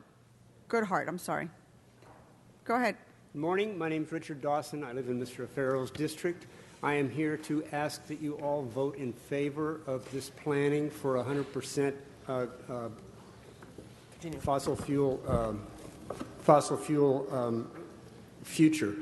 If we don't do that planning now, we will be forced to invest in more fossil fuel infrastructure in the meantime, because some of the stuff is failing, as we saw recently. And so we need to now be planning and not think that we're going to start planning sometime in the future. Thank you. Thank you. Kent Myholt? Did I No. get that right? Minot. Yeah, thank Sorry, you. Sometimes I have a hard time making these names out. The next speaker is Jessica Goodhart. And somebody, can I get Jessica Goodhart to please line up? She had to leave. Thank you for letting me know. And the next speaker, I can't make up the first name, but the last name seems to be Wenson. Someone by that name? Wenson? From the Sierra Club?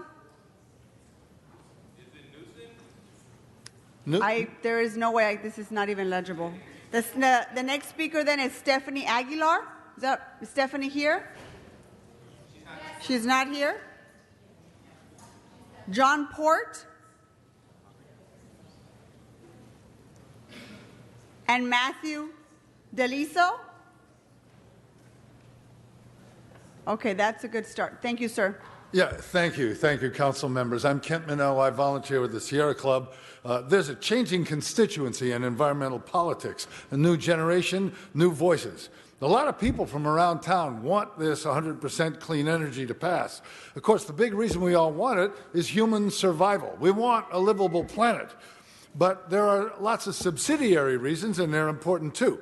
The people gathered to speak here for 100% clean energy are from different parts of town, different classes, different ethnicities and ages, and they'll speak to their particular emphasis. But the takeaway here is that the new environmental constituency is now broader and deeper than ever before, and as we all grasp the changes that's happening, it's going to include everybody. Take a look at some of them that are here today. Please stand.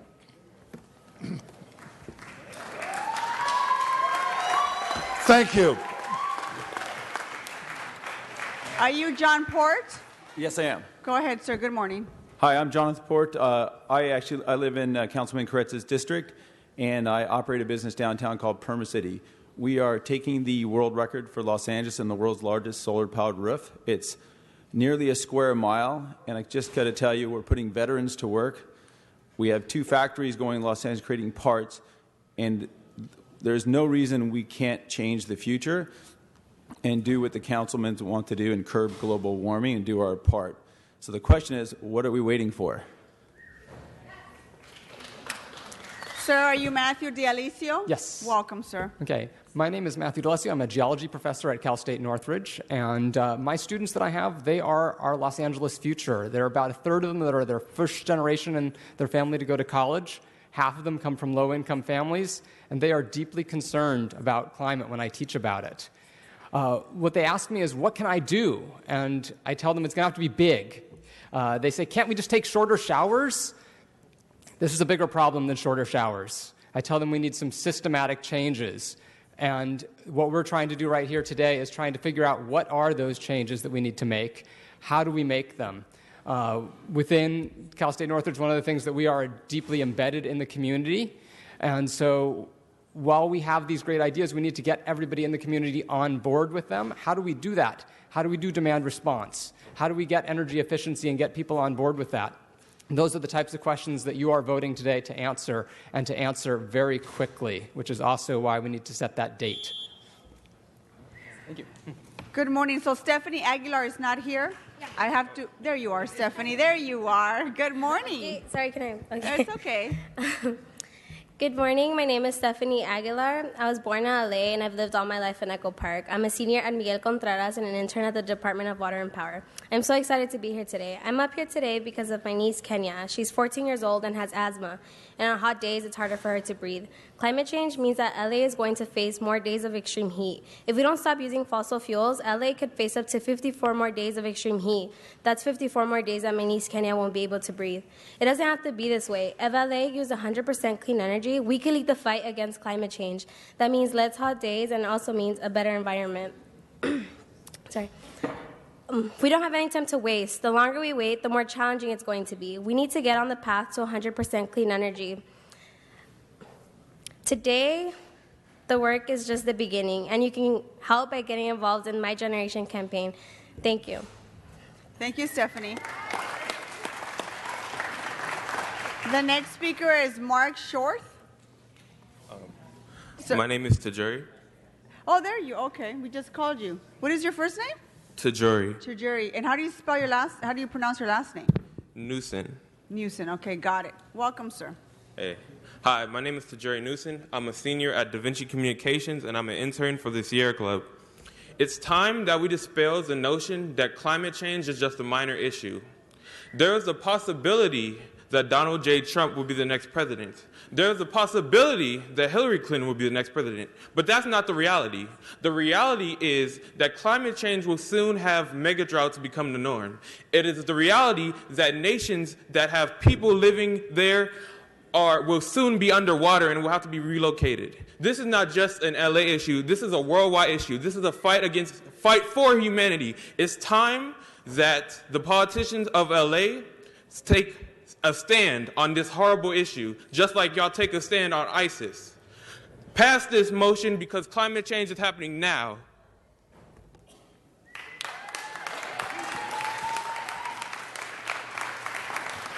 Give me just a second. I'm going to call some more speakers to come up to the front. Mac Shorth, followed by Keenan Sheedy. Is Keenan here? Okay, there he is. And then followed by Lisa Hart. I'm Mac Shorty, chairman of the Watts Neighborhood Council. I stand here today in support of this motion. And with that, I'm happy that we stand together as a city to recognize that we must create change. But I'd like to leave you with this one quote from Martin Luther King. Darkness cannot drive out darkness. Only light can do that. Hate cannot drive out hate.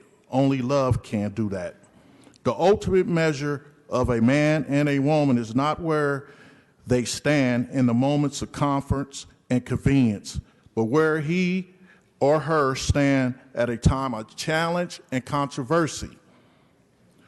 Faith is taking the step when you don't even see the staircase. And with that, I want to thank you guys for standing and supporting this motion, because even though I may not be around to see it, our kids deserve it. Thank you. Thank you, sir. And the next speaker is Keenan Sheedy, followed by Lisa Hart and Michelle Kidman. Is Michelle here? And Lisa Hart, are you here? Lisa Hart is not here? Okay, thank you for letting me know. Michelle Keenman is here. What about Mike Shatlam? Mike Shatlam, are you here? Okay, go ahead, sir. Good morning. Thank you. Good morning. My name is Keenan Sheedy, resident of District 1, member of SEIU Local 721 and the Environmental Justice Action Team, and a member of the Sierra Club. And I work for the County Department of Health Services, and every day we see the results of asthma of our children, environmental diseases, respiratory diseases. This is a critical public issue now. I was recently at the SEIU International Convention. We passed several resolutions calling for a transition from fossil fuels to a clean energy economy as quickly as possible in the interest of public health and climate change. And the day is long past when we can have an opposition between labor and the environment. We need clean energy, clean air, and clean jobs, and let's work together to accomplish that. Thank you. Thank you, sir.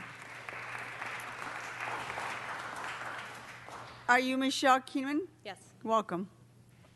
Good morning. Michelle Kinman and Shireen Karam with Environment California, a statewide citizen-funded environmental organization headquartered right here in LA.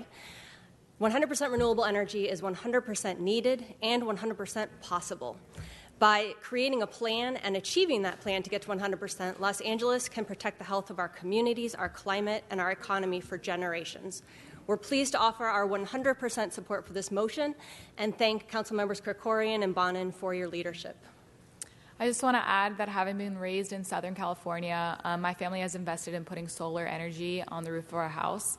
And I'm proud to say that for the past 6 months, we've been able to generate more power than we've produced. and have paid no money in electricity. And I'm looking forward to having renewable energy across the city. Thank you. Thank you, ma'am. In the future, just make sure that you both fill out a speaking card because there's no sharing of time. But thank you. The next speaker is Mike Shatlam, followed by Alexandra Nagy and Joe Galliani. Good morning to the board here. We believe that good jobs, green minds equal a green economy. My name is Mike Chatham with the Community Legal Research Center in association with the Sierra Club. By passing this resolution, Los Angeles is far moving forward for other cities in the country. We must use this opportunity to increase new equitable, sustainable local economies that invest our rates and payer dollars in our city. There are 17 southern cities that have committed to powering their communities with 100% clean energy. The Angelenos know the true cost of fossil fuels is choking, the smog, the drought, the heat waves, and the forest is not fine. Won't you do what's right by passing this resolution? We strongly urge that you be conscious about your actions. Pass this resolution. Thank you. The next speaker is Alexandra Nagy, followed by Joe Galliani and Sherry Lear. Good morning. My name is Alexandra Nagy. I'm the senior organizer with Food and Water Watch. We've been working majorly on the Porter Ranch gas blowout situation, and so I want to thank the council member for his comments. We hope that you join the residents in calling for the permanent shutdown of the Aliso Canyon storage facility. What happened is that over 15,000 residents relocated, and even though the facility is shut down now, we didn't need it through the summer, we don't need it through the winter, people are still getting sick and the facility is still leaking. So this is what being on fossil fuels looks like for our city, and why we urge the council to vote and support a 100% renewable energy motion today. Currently, SoCalGas is rushing to reopen that field, and we also look for continued support on that issue from the council and keeping that facility closed. This is about the future of energy for Los Angeles, and we have two important choices to make ahead of us, so we look forward to working with you in the future. Hold on for just a second. Joe Galliani. Yes, that's me. And Good morning. Sherry Lear, followed by Gina Goodhill. Good morning, Council. I am Joe Galliani. I am the chair of South Bay Clean Power, the CCA, here in Los Angeles County, where we are going to take Los Angeles County's unincorporated area and the 82 eligible cities around Los Angeles to 100% renewable energy in 10 years. That's because we have a sense of urgency based on climate action. We know that the carbon budget leaves us about 10 years before we go over 2 degrees C warming, which we don't want to do. I urge you to set a deadline and a goal. San Diego, a great city to our south, has a goal of 2035. You cannot leave this open-ended. You must have a sense of urgency. If you're thinking that we're going to see impacts at the end of the century, you're almost 50 years off. You will be seeing impacts, as we already are, 10 years from now. You must set a deadline that is appropriate with the science and the reality of our climate. I thank you for your time.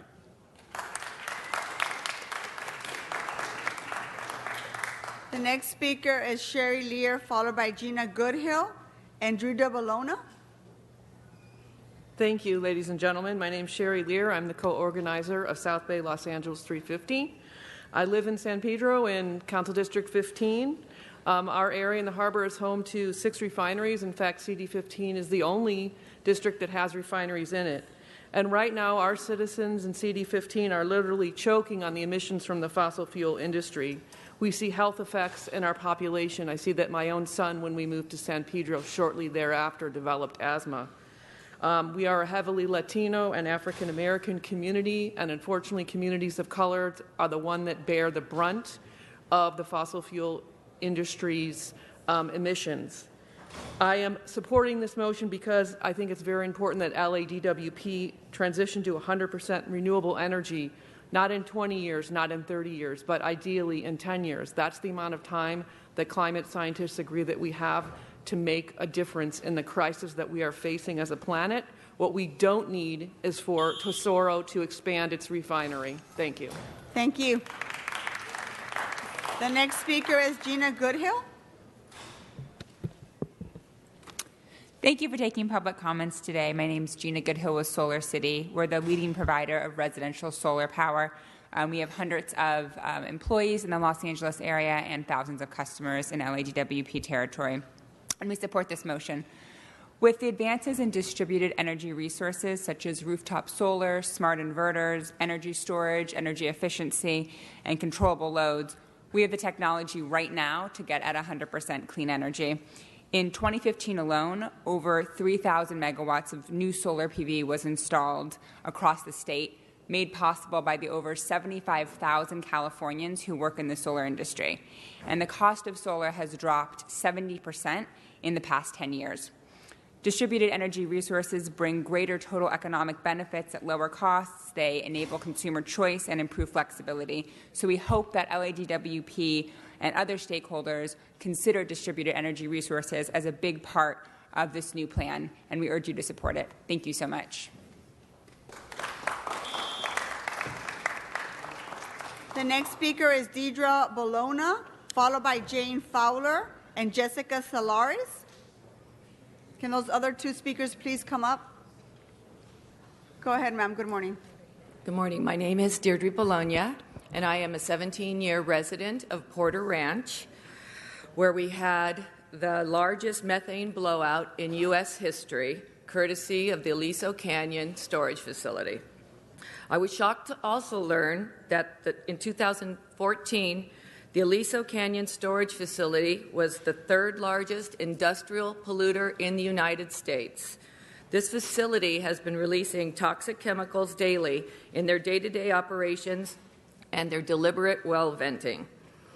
On my block alone, I have neighbors that have rare eye disease and multiple cases of autoimmune disease. My own father has kidney cancer that I believed was caused by the trichloroethylene that is released with countless other toxic chemicals when this facility is in operation. The Aliso Canyon facility is dangerous and needs to be shut down permanently. We should not have to sacrifice our health and well-being. Ma'am, your time is up. Thank you very much. The next speaker, Jane Fowler, followed by Jessica Salares. Hi, my name is Jane Fowler, and I am a resident of Porter Ranch, and I have been sick for, during this blowout leak. Headaches, nausea, stomach problems, the list goes on. My whole community has been sick. And I was relocated for 7 months, and now I'm returning, and I am sick again. I have symptoms again. And I am grateful to the Food and Water Watch for helping to support, having a place to have a dialogue, to talk. And Mr. Englander, you were there in the beginning, and I am kind of frustrated because I haven't seen you, but I was so happy to hear that it seems that you're supporting the bill, and I urge everyone to, because this is affecting our community, our state. It is affecting us greatly. So, thank you. Thank you. The next speaker is Jessica Salares, followed by Ludwig Hurtado. Is he here? My name is Jess. Oh, I'm sorry. I'm not done. Hold on for just a second. And the next speaker after Ludwig is Adam Lane, followed by Alicia Rivera. Ma'am, you can start. Great. My name is Jessica Salins, and everybody here has been so kind, but I'm going to call some people out, particularly my council member at the current time, Mitch O'Farrell, and Mitch Englander.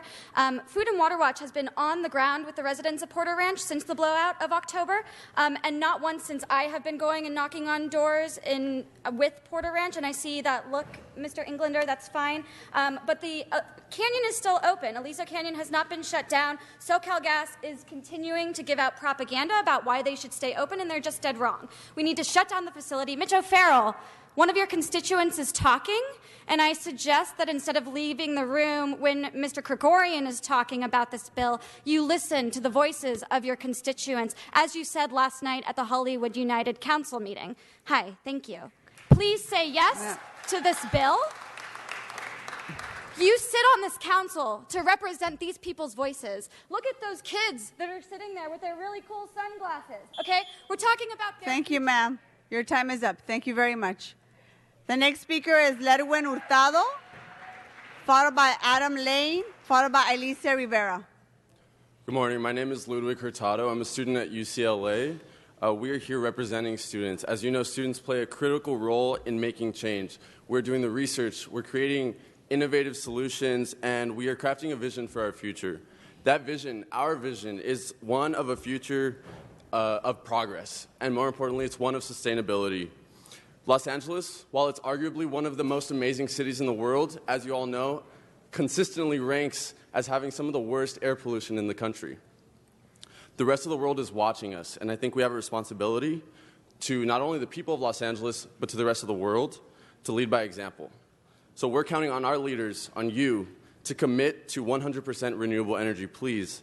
Because when you do so, you're committing to the people of Los Angeles, to their futures, and to our earth, and to our today. So we're ready when you are. Thank you. Thank you, sir.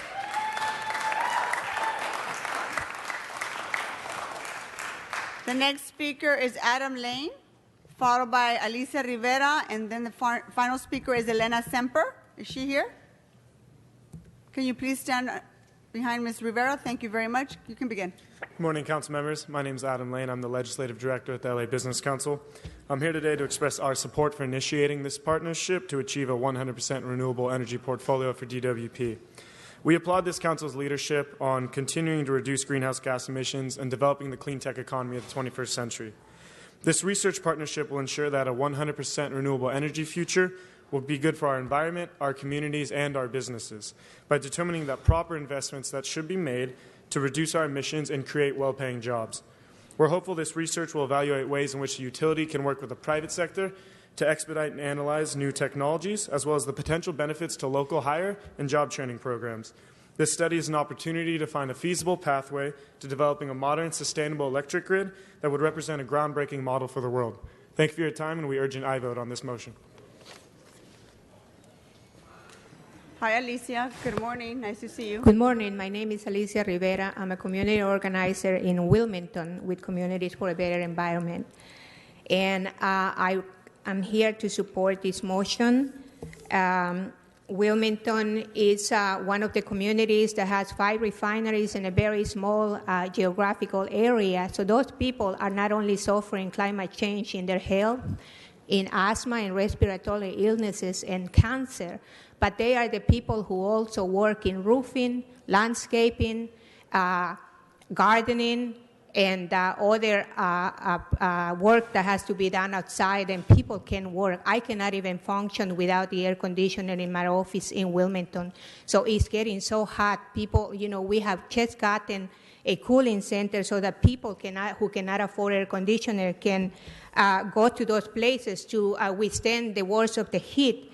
So we cannot continue to do business as usual. This is really hurting the economy. So thank you very much for this transition. Thank you, Ms. Rivera. The final speaker is Elena Semper. Welcome. My name is Elena Semper. I'm a Los Angeles resident and strongly support the 100% DWP renewable energy portfolio. This is critical not only on a local level, but globally. I mentioned the last time I was here that I attended the 21st United Nations Conference of the Parties, and I learned around the world the devastation of climate change. Here in the Valley, we've made improvements, but there's a fallacy about gas being safe. There is nothing natural about gas. We know SoCalGas out of mercaptans. We know that basically carbon dioxide is pollution that takes the lives of millions of people globally each year. Los Angeles should be ahead of the game here, and we're not. So please, pass this motion, and let's move forward and create healthy kids. Give them a chance. Thank you.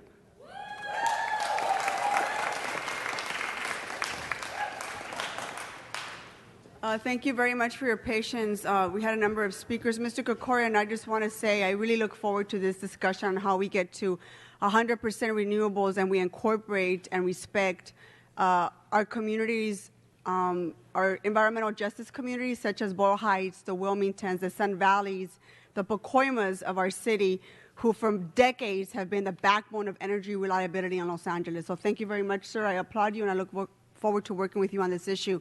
We have an amendment which I believe has been circulated. So Yes, Madam Clerk, if we can take up this item as amended. Let's open the roll, close the roll, and tabulate the vote. 12 ayes. Thank you. That item passes.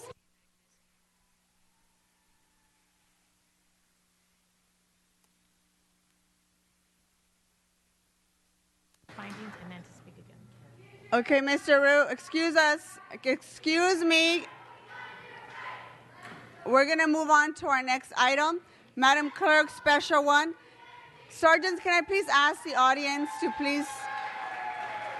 We got to continue with our agenda here today. So we have before us special one, Madam Clerk. Mr. Rue, you'd like to speak on this item? Thank you, Madam Chair. Thank you very much. And we're very blessed in Los Angeles to have a number of entertainers and personalities that contribute to the fabric of our diverse city. However, there are a few that have truly shaped our culture and entertainment industry in Los Angeles. Bob Hope is one of those personalities. He is an American icon. His charitable contributions could go on for pages, but most notably, he traveled the world entertaining U.S. troops for over 5 decades. My office recently learned that after the posting of the agenda for today's meeting of the potential demolition of the Hope family home in Toluca Lake. And while it has not yet been designated, it has been flagged by Survey LA as potentially historic. A pre-inspection of his home has already been conducted and is staged for demolition, which is why this requires the use of Rule 23 to act in an urgent matter today. Because without this action, the applicant can walk into building and safety at any time, today or on Monday, and the department would be required to issue them a permit to demolish the home, which they could then execute before our next City Council meeting. So, colleagues, I would like to thank you for your consideration on this matter, and to clarify, we are simply looking to give the opportunity to the Cultural Heritage Commission to consider designation of this property before it's demolished. Once again, I thank you for your time, and I ask for your aye vote. Thank you. Okay, Madam Clerk, there's 2 votes on this item. We first have to vote on the findings. Yes, Madam President. Okay, let's open the roll, close the roll, and tabulate the vote. 12 ayes. Okay, that passes. So now the items before us. Mr. Root, you have anything else to add? Okay, let's vote on the item. Let's open the roll, close the roll, and tabulate the vote. 12 ayes. Okay, this item passes. Urgent forthwith for Mr. Rue. Can we do another vote for the urgent forthwith, please? Let's take up another vote for the urgent forthwith. Let's open the roll, close the roll, and tabulate the vote. 12 ayes. Thank you, Madam Chair. You're welcome, Mr. Rue.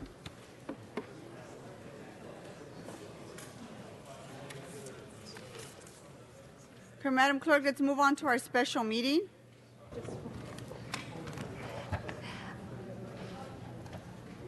Madam President, the roll is Blumenfield, Bonin, Buscaino, Cedillo, Englander, Harris Dawson, Weezar, Koretz, Krikorian, Martinez, O'Farrell, Price, Rue, Wesson, 12 members present and a quorum, Madam President. Okay, item 17 is now before us. I have 2 cards on this item. Madam President, just for the record, item 17 is the item notice for public hearing. Correct. And I have 2 cards on this item. So let me call these 2 speakers up. Mr. Previn, on item 17 of our special meeting, is he here? Mr. Previn? He's not paying attention. Mr. Walsh, would you like to come up, sir, on item 17?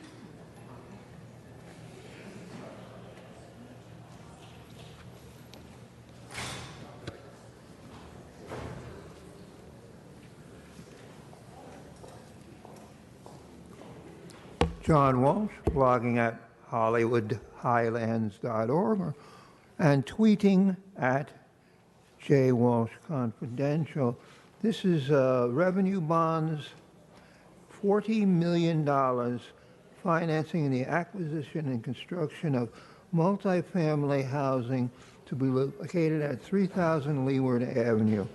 Ask anybody with the slightest information, knowledge of housing, the cost of housing.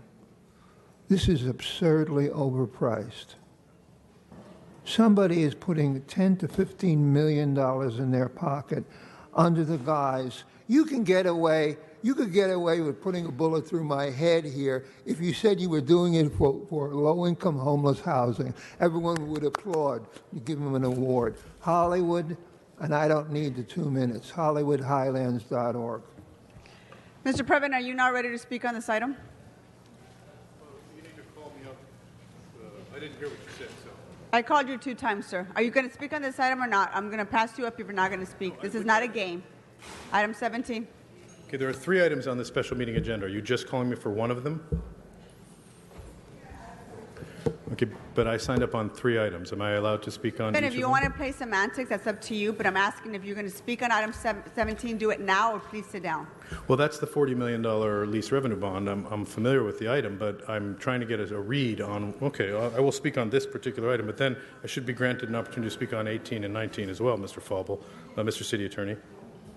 Please speak just to item 17. Yeah, okay, fine. But I just want to make it clear that we are filing these comments in the appropriate way with the Brown Act. So thank you.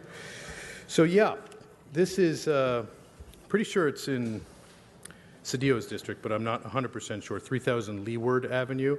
I took a quick look-see. This is a number of residences, and there's a group involved called Brookmore. This is the Brookmore Apartment Corporation, and they are involved in financing. It's at 230 multifamily units.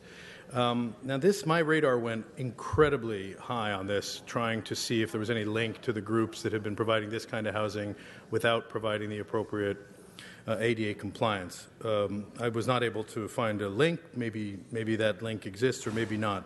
But whenever I see a $40 million bond, I grow nervous as to, I mean, of course we want to be able to improve these neighborhoods and provide affordable housing, but we are also then signing up to pay these bonds going forward, and that creates a larger burden on all of us. But in this case, if they are in fact providing the appropriate senior housing and a facility for seniors, obviously it's very hard not to be supportive of that.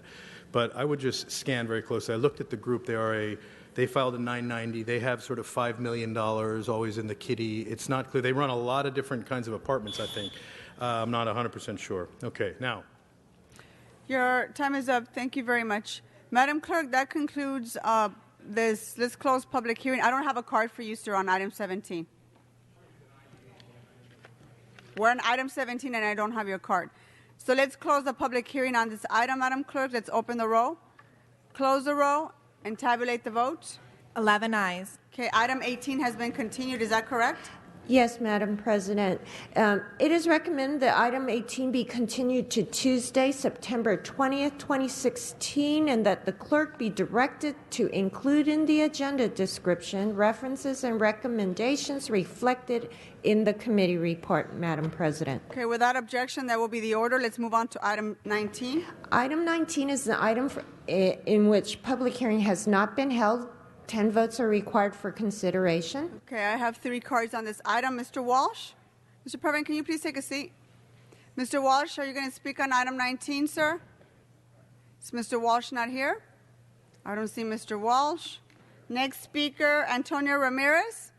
Ms. Ramirez, are you here?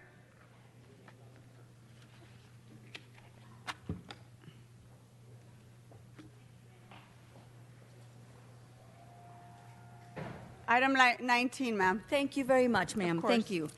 And you look very beautiful, by the way. Thank you very much. Appreciate that very much. Thank you. Yes, I'm against it. I say hell no. The Academy of Television Arts and Sciences to hold the 68th Premier Emmy Awards at the Microsoft Theater, I say hell no. They should hold it. And again, CBS Studios, Sony, Warner Brothers, Paramount Studios, Buena Vista, DreamWorks, Azteca, and Univision and Telemundo, and El Grito, Mexican Independence Day tonight. They should hold it at Skid Row because they have glorified drugs, weapons, booze, and all that junk. And today's, all the young generation are hanging out in Skid Row and every other place that is homeless encampments. So no to Microsoft Theater, and they should even pay for their cups of water. Again, no to these goddamn Emmy Awards.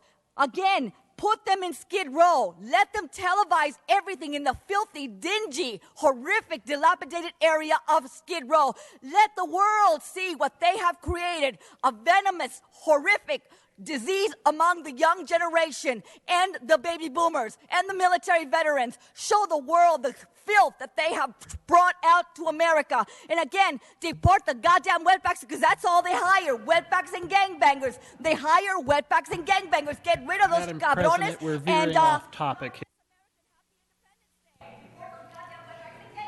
Ms. God bless Donald Trump. Jesus Christ, Donald Trump. Thank you, Ms. Ramirez. You got to stick to the item. I'm going to ask you to sit down.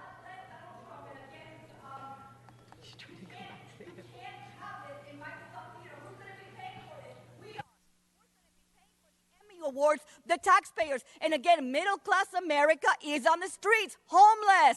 Why should we pay for their luxury and all their jewels and all their greatness that they supposedly buy on credit cards that we eventually end up paying?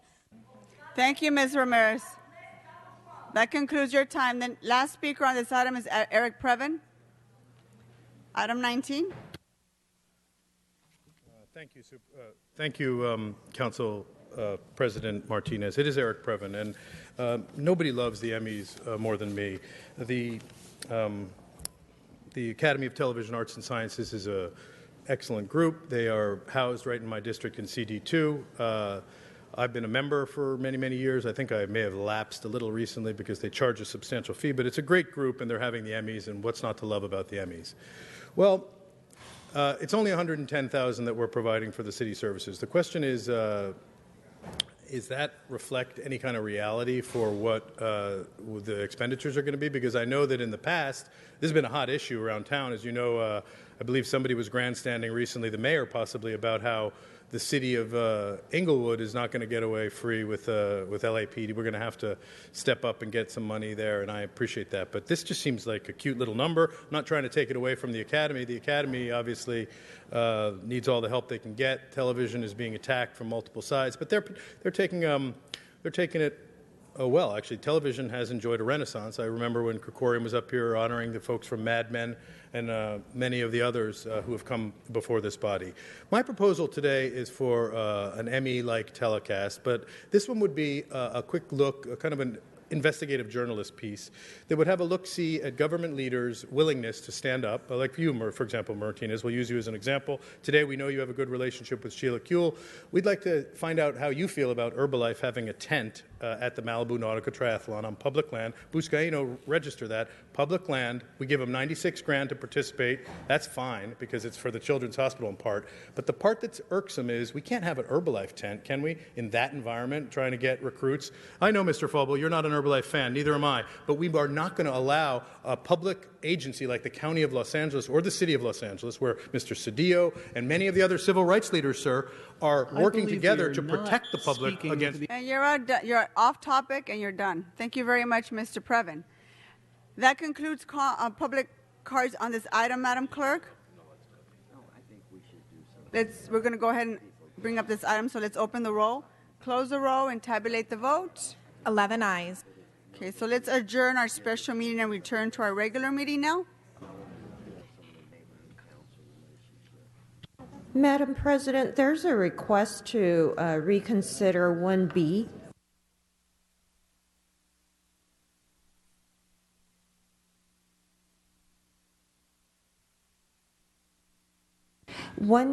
There's a request to reconsider. Let's open the roll, close the roll, tabulate the vote. 11 ayes.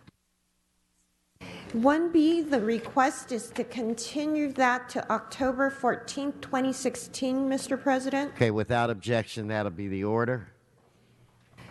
That brings us where? Public comment? Yes, sir. Okay, can I have Joanne come forward? Joanne Garb, please come forward. And if I can get Nina and Ann to come forward.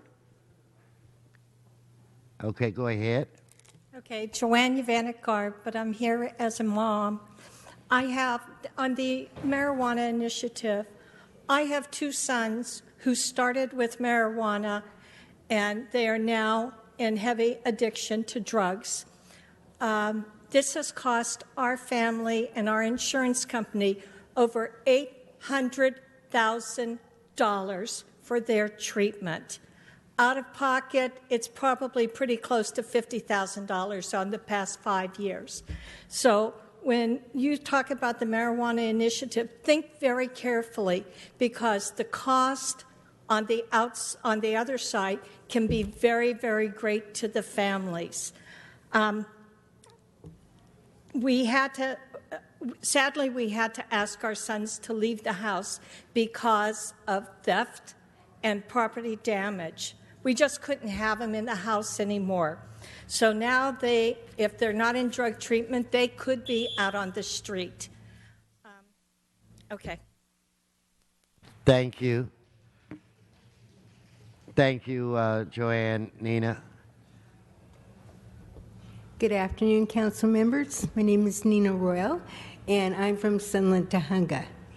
And I understand that Councilmember Wesson is now going to be the overseer and advocate for Council District 7, and we are elated because we truly need to have a council member that is going to be a true advocate for the community.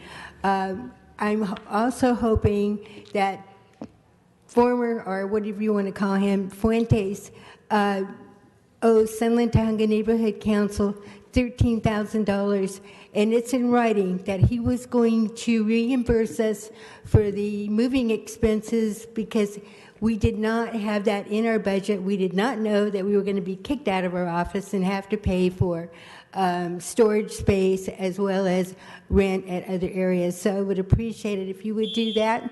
Thank you very much. Ms. Royal, I've already had 2 conversations about that, so I'm going to try to wrap that up and work out the office issue as well. So I'm already on it, okay? So, Ann, come on forward. And what is it, Ms. Gonzalez? Go ahead, Ann. I'm Ann Job, and I'm charged with government affairs for the Sylmar Neighborhood Council. And Mr. President Wesson, I just want to take this opportunity to thank you for stepping up and assuming the task of caretaker for CD7. Further, I want to ask the You say that today. Further, I want to ask the other members of the council to keep our interests in mind when they're making their decisions. And especially there are 2 really especially big issues, Sylmar's fire station situation, and of course high-speed rail. We need you to be thinking of those communities up north. And I would have to say that what I saw today with regard to renewable energy, we were supported. And I want to thank all of you for including us in that very important decision. Thank you. Okay. So do I have Ms. Gonzalez? What about Mickey Jackson? Daniel Jones, I see in the back. Jacqueline Richardson. Is that Denise Victor? Yes, Mr. Jones. Good morning, ladies and gentlemen. Good morning, Mr. President. It is truly a grateful day for me to be here. I would be sincerely remiss if I didn't produce a quote by Bram Stoker. A civil society, in order to remain civil, its leaders must endure the pain of understanding, protect its institutions, in order to remain civil and serve through all of this experience. I have never once ever considered anybody other than the person sitting in that chair to be the one responsible for the growth, for the development, for the empowerment, for the words that I've heard today, and the experience of a lifetime.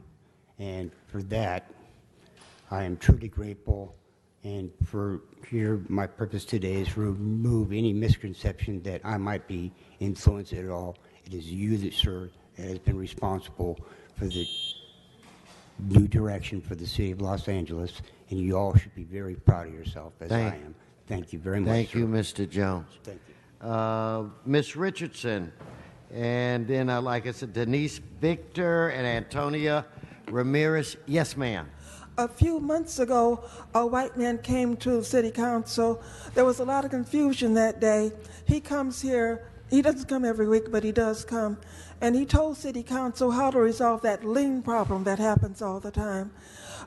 He said if he was correct in his assessment, he gave the name of the firm that was causing the problems, their address, the telephone number. And if he's right in his assessment, the City Council can, the attorney can resolve those problems fairly quickly in a court action. There was lots of confusion that day, a lot of interruptions, and so whoever was presiding didn't hear everything he said. But if he was correct in his assessment, that lien problem can be resolved very quickly by the city attorney. Okay, thank you. So is Antonia here? What about Leah Renee? Denise Victor, Mickey Jackson, and I think it's Miss Gonzalez. Yes, Miss Ramirez? Thank you very much. Today is the celebration of Mexican Independence Day, El Día del Grito.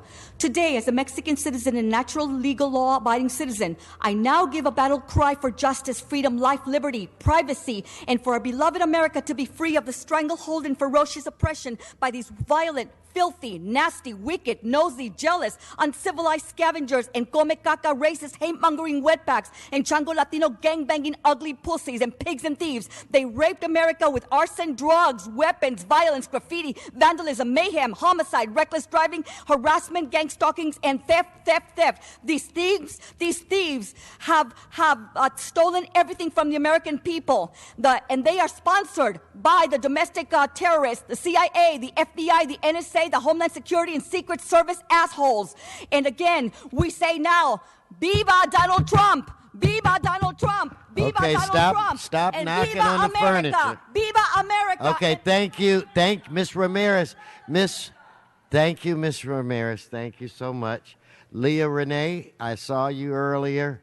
Again, I'm looking for Denise Victor, Mickey Jackson, Miss Gonzalez. Yes, ma'am. Honorable Council members, Leah Renee. I'd like to bring to your attention, it would be in the City of Los Angeles' best interest to adopt California Government Code 65858 for the area of Pacific Palisades Bluffs, identified as California Public Resource Code 30601. I have found a systemic failure and fraudulent documents, false records, manipulations of due process. And the problem is people are being denied their right and lied to. And you have a problem because City of Los Angeles in the Haggis case, the city had immunity. But you won't have immunity this time because you're hiding the records, or you remove them. You just flat out remove them. And I found access to some records, and I have found that the public doesn't have them, and property owners don't have them. So that becomes really problematic. It all should be made public. And you can do that if you can implement 65858 instead of building layers of false records. Thank you very much. Thank you. Getting out. Xochitl Gonzalez, Mickey Jackson, Denise Victor.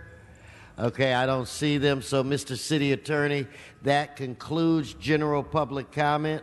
I'd like to, in fact, what is before this council now, Madam Clerk? Mr. President, council has motions for posting and referral. Okay, they are posted, they are referred. I'd like to recognize Ms. Martinez. If I could have you a quiet shh. I can't do anything about the music, Ms. Martinez, but I can Try to keep it That's quiet okay. in here. Low rhythm never bothered me.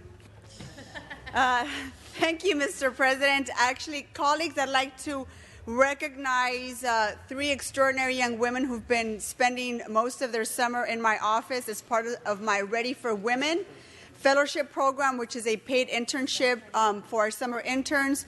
And this is an attempt to create a pipeline of young women who will eventually run for office in the future. Because I'm the only woman on the city council, and because we're 4 million people strong in the city of Los Angeles, and because women make up 52% of the population here in our city, we've got to encourage more young ladies to see public service as a career. And the more we expose them to it earlier in their professional career as college students, the bigger the chance for them to want to fall in love with this beautiful career of public service. And so with me, I have there's actually 4 of them. This is our 3rd year that we've had our Ready for Women fellowship program. We've graduated 13 women since we initiated our fellowship program, and with me are 3 of the young women that are going to be graduating from the program this year. One of them could not be with us today because she finished a week early. She had a personal and family commitment that she needed to get to this week, but I still want to mention her name. To my right is Zenia Vidal Marquez, who's a 2nd-year student at Mount St. Mary's and majoring in political science and Spanish, and is a resident of Sylmar in CD7. You have some CD7 residents here in the audience. Meet Zenia. And to my left, I have Cindy Mercado. Where's Cindy? Right, Cindy's right here. Cindy is a graduate of UC Santa Barbara. She graduated with a BA in Global Studies and Arts History and with an emphasis in architecture. And she's a resident of South LA. She lives near Trade Tech. So, members, here's the member from the New Ninth. She'll be running for your seat in the future, not against you. But you never know.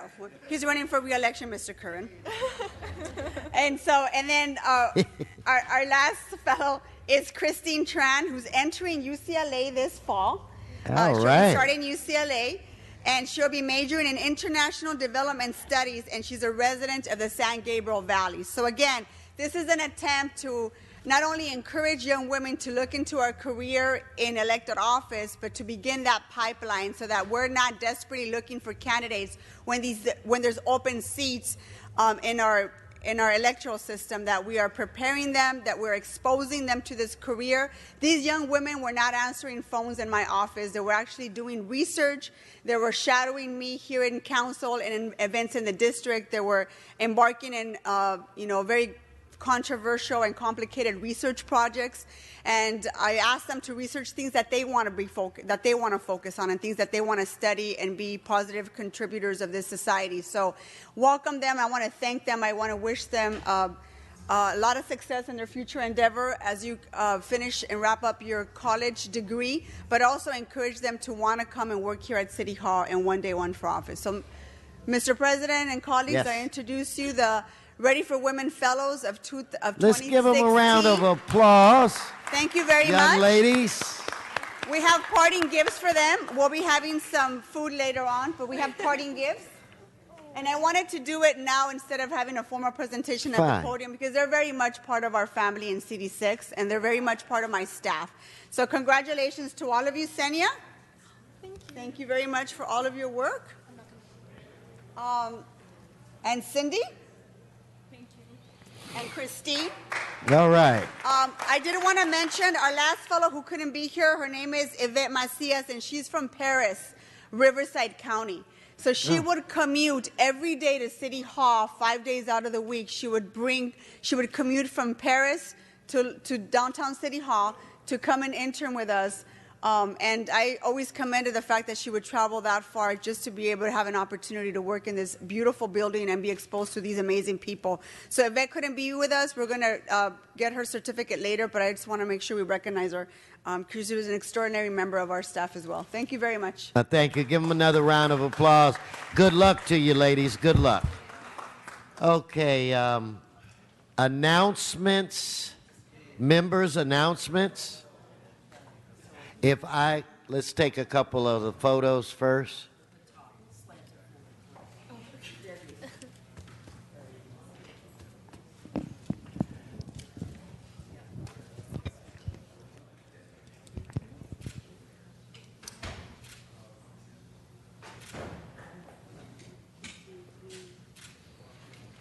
If I could now request or ask everyone in the council chambers to please rise for adjourning motions.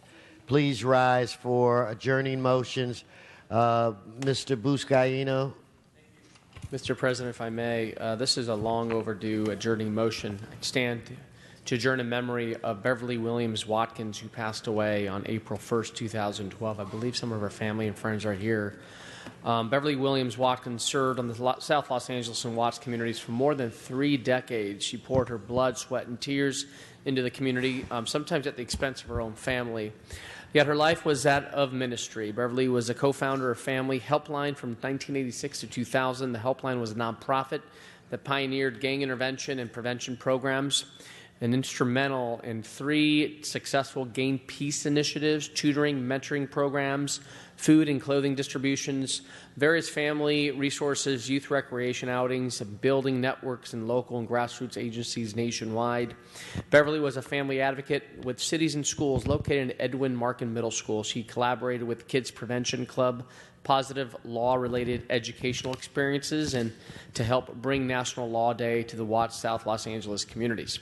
In 2001, Beverly founded Improved Community Achievement Recreational Education Program known as iCare, and was instrumental in bringing educational opportunities to Watts and the Bradley Milken Youth and Family Center.